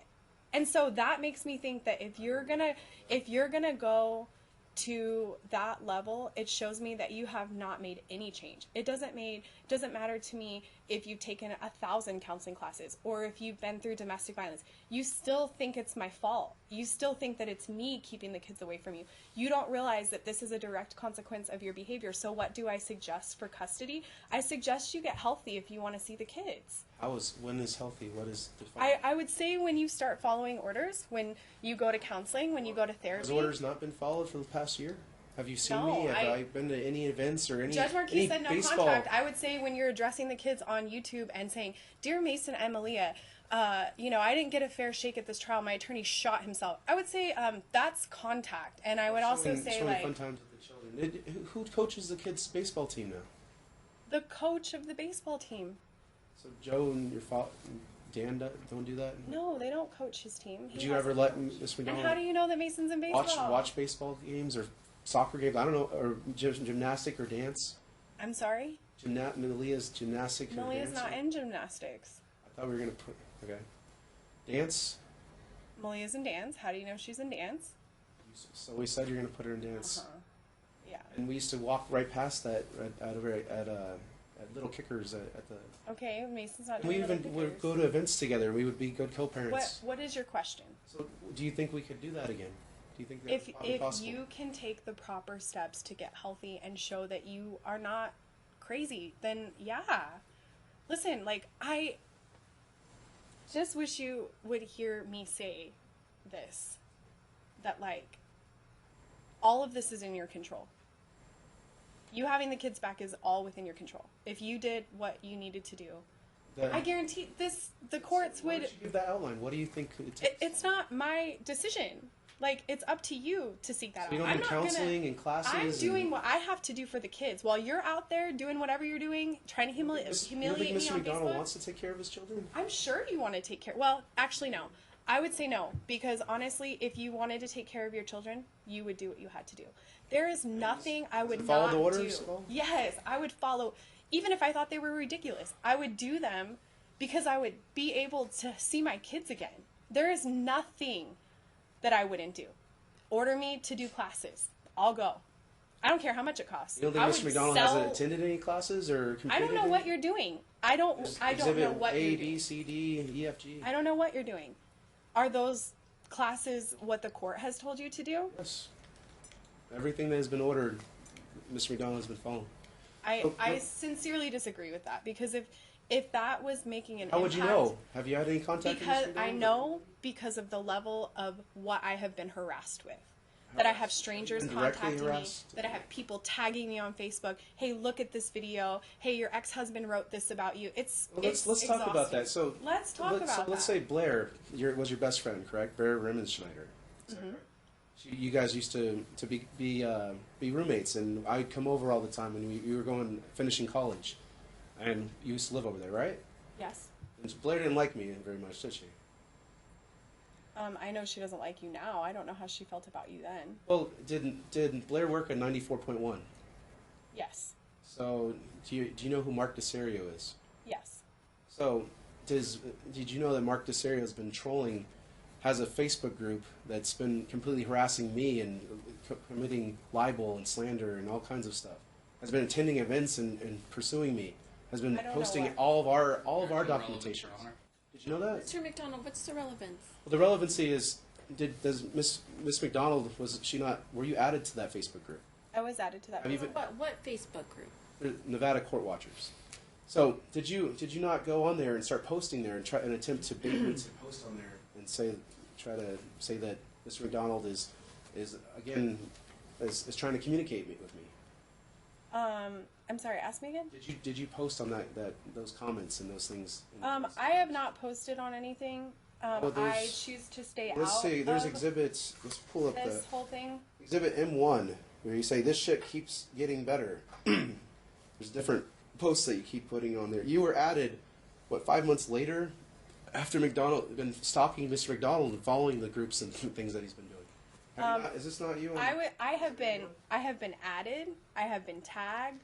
I've literally had to shut down social media because of the stuff that you're posting, not because of anything else. Because You haven't posted you're anything? posting bogus stories about and attaching our court videos and putting personal, one of the videos has my phone number on it. Let's continue here. So the teenage pregnancy, daughters of single parents are 53 more times likely to marry as a teenager, 164 times more likely to have a premature birth, 92 times more likely to dissolve their own marriages. Do you agree that we're both children of divorce? I'm sorry? Are we both children of divorce? Both our parents had a divorce. You and You're I, young. you mean? Yeah. Yes. Did you know that 63% of youth suicides are from fatherless homes? No, I did not know that. Did you ever try to commit suicide? No, I never tried to commit suicide. Did you have postpartum depression and I try did to not take have your life? postpartum depression. Did you not admit that when we had trial before? I did not have postpartum depression. You weren't diagnosed with it. Okay. 90% of homeless and runaway children are from fatherless homes. 85% of children who show behavior disorders come from fatherless homes. 80% of rapists. Oh, I already said that one. I won't say all the factors, but there's complete statistics because of this study. Let's see here. And this is a good saying as well. In family court, a place where showing love is classified as being emotionally unstable. Contacting your children is classified as harassment, which I believe is our case. That's all I ever wanted to do. False allegations are encouraged and accepted, and perjury is accepted. The truth is ignored, and you pay to see someone that's already yours. The silver bullet. Do you know what that is, Candace? No. Did you used to work at Shapiro as a paralegal? No, I was, I did filing for Bruce Shapiro, and then I did, I was a legal assistant for Vincent Mayo. So during that time, right before the divorce, did you go meet with Pecos Law Group and get sorry? dirty divorce tactics? I'm sorry? Did you not go to Pecos Law Group and meet with your friend Leslie, I believe, there and get dirty divorce tactics on what to do and if you wanted to get primary custody? No. I met with Leslie, and she told me it was going to cost $10,000 to retain her. Did you know that? And we just talked about if she was going to be my counsel. She did not advise me about anything. The reason why she couldn't be your counsel is because my father had retained them for my parents' divorce case, which was also. At the time when I met with her, there was no conflict of interest. That's the reason. The silver bullet. There's no defense against it. The Urban Dictionary defines it as today's slang as a specific fail-safe solution to a problem. Fail-safe, that's just about sums it up. In today's modern era, witch hunt for domestic abusers and perpetuators of domestic violence, there's a technique used at the time of divorce which is considered fail-safe. Attorneys are actually acutely aware of the technique, and many advise and coach their clients on this technique. Judges, social workers, and growing number of innocent men are also intimately familiar with this technique. Many judges and attorneys have spoken out about it and its one-sided devastation effects in divorce and separation. Its usage immediately secures full custody of the children. which don't you agree that you filed numerous TPOs? I did file numerous Did TPOs. Mr. McDonald ever try to violate or see you or do this? Yes, you were actually convicted for violating. You were terrifying me. Did you ever were call or terrifying- say to come over or do anything like that? If the one time that you came over was when the children were sick, I never said for you to come over. I have throughout the course of this been So Mr. afraid of you. Mr. McDonald never came over your house multiple times. We go to the park across the street. No. Or inside No. of your at Deerfield Beach. No, you don't recall that. Interesting that you remember my address. You invited me there multiple times. Okay. Due process is set aside and ignored, even outright denied. Not only does it immediately secure full custody of the children, the marital home, vehicle, etc. Do you agree that you got $60,000 to sell the house? You so fire sold it for $165 when it was No, I appraised don't at $210. agree. You don't recall that? No. You took all the you all the marital assets. What we had $15,000 in equity in the SUV. You took $10,000 out of the safe, which said it was only No, $2,000. none of that happened. So you got lots of money during this, though, correct? No. Did we not meet up with our stepdads and agree to everything? And then We met with our stepdads before I filed with this court for divorce because we were trying to amicably work agreed. out a divorce decree, and you decided at the end of that, after I had drafted all the papers in proper person, that you didn't want to do that because you didn't want to pay child support, and you asked me if in exchange for child support if we just like called it even. And I was like, no, I'm not agreeing to that. so did you agree to 38% of the time, but not 40%? No, I did not I agree. recall to saying that I want primary custody. If you don't give that to me, I'm going to No, fight you. no, this is not about punishing you. We got to agree to everything else except for custody. No, You don't there recall? was a lot. You did not want to refinance the house. You wanted to keep it. You wanted to give me like a. Was Mr. McDonald approved in the refi? I don't know if you were approved. So, well, that's From another my for custody. understanding, from what the court had said, was that you had a pre-approval letter, and at that time you weren't even approved. And then, upon pulling my credit in January of 2016, you ran my credit for a refinance with my name on it. But because we were still legally married, there's nothing I can do about it. So even if you were approved for a refinance, it was only with my income and my credit that you qualified for that. Mr. McDonald had a job for over a year and had a refi approved. There's also, if there's one exhibits here that shows a letter from the underwriter to the counsel, yet they committed fraud to Judge Hardcastle saying that I didn't have it approved.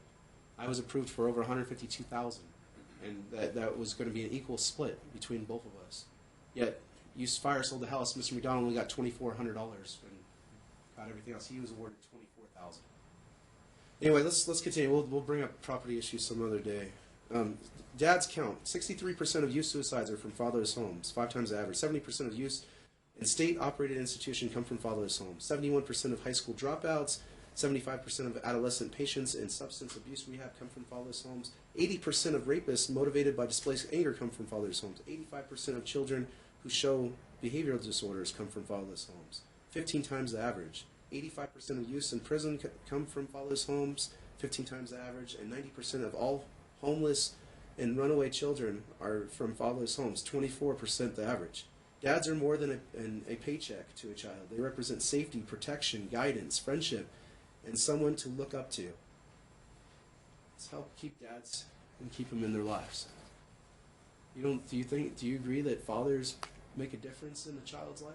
Absolutely. Did you have at least a good stepfather in I your have a life? great stepfather. Did you have a good father? That's still up for debate. What age were you when you were separated from your father? Or I your wasn't. mom moved away from your father? My parents divorced when I was in 4th grade, when I was 10. About the age of puberty, correct? I think puberty's a little bit later. But there's a... McDonald, is this something that Sorry, happened Judge, before 2016? Sorry, Judge, I'll continue with it. Okay. Exhibit I, there's a talking parents that says right here, on, per the order, you are supposed to pick up the kids at 9 in the school parking lot, which it said it didn't say exact time on the order. They will meet you in the church parking lot. I've already left my parents' house. If you are not there to pick them up, I'll be back to pick them up. And then afterwards, 4:22, I viewed it. I was already there at around 4:03, 4:05. At 4:22, you said, please bring Mason out. And did you not say, I've already left my parents' house? I had left my parents' house. I came back. 4:03. I told you that. So, Ms. McDonald pulls up at 4:05. The car is still there. What does that say? It says, per the court order, you cannot meet at 9 a.m. Therefore, and which you didn't print out before that, was the conversation that you and I had agreeing to meet at my parents' house. So when you messaged me and said that you weren't coming... And didn't Mr. McDonald say here, no, you need to drop them off at the grandparents or the school parking lot per the order? Which one? I'm sorry, I don't even know what you Exhibit have I. in your Can hand. I show her Exhibit I then, please? Can we do that, bailiff? No. Or That's Judge? proposed Exhibit I. If you want to refresh her recollection or ask her to testify about it, you can. Yes, Is that what please, you're... Judge. What? So can we just attest to the entrapment of what happened on 11/11 of 2016? Entrapment abatement. Okay, if you're asking her questions about that, she seems to be answering it. Yes, Judge. Why do you want to show her that piece of paper? Just to agree that she said that she had left her parents' house. She agreed she said that. You agree to say, okay. Yeah, and then I came back to get them when you said you weren't coming. And didn't y'all be back to pick them up? And then Mr. McDonald was there. Ran across the street, You were already there. screamed that you were going to kill Joe, and that whole domestic violence incident occurred. And the issue is this: had you just stayed across the street, you wouldn't have violated the protective order. But because you went inside my parents' garage, you violated the protective order. Because you ran across the street screaming and yelling in front of our children, that violated the order. Had you just the gone... parents' house was on the protective order at the last. Listen, that is what we had done. My parents had exchanged the kids all throughout the time that we had a protective order. We always met at the church parking lot. It was far enough away. I was never involved. Like, I stayed across the street. There was no reason for me to be there. They were going to do it all. But because you said you weren't coming, obviously Joe and I came back and we were discussing what to do next. Have you ever seen Exhibit K? The 1, 2, 3, 4, 5, 6, 7. The 8 charges for sexual assault and rudest of minor, Yes. Joseph Ruiz. I have seen that. You sent that to me. I told you that was not Joe. You do not think that's concerning to him? No, it's not concerning. It's not the same guy. Like, I don't understand. Like, CPS told you that twice. Metro has told you that. Your attorneys have told you that. The doctors have told you that. Like, I really don't understand, like, why you are obsessing that this happened when it did not happen. So let me ask you another question. On Exhibit L, this was after we were being good co-parents, you found out I was dating. On those text messages you sent, you said, I can never trust you again. This was after we spent the night together. And you found the woman I was dating and started texting, found her on Facebook and started messaging her. And these are some of the messages that were sent. Do you not think there could be some emotional or jealousy issues or things like that could have occurred? Okay, first of all, that is not how it went down. Can we do you want Exhibit L to refresh your memory? No, I don't need to even see it because I already know what happened. She contacted me and asked me if we were still legally married because you had told her that you were not married.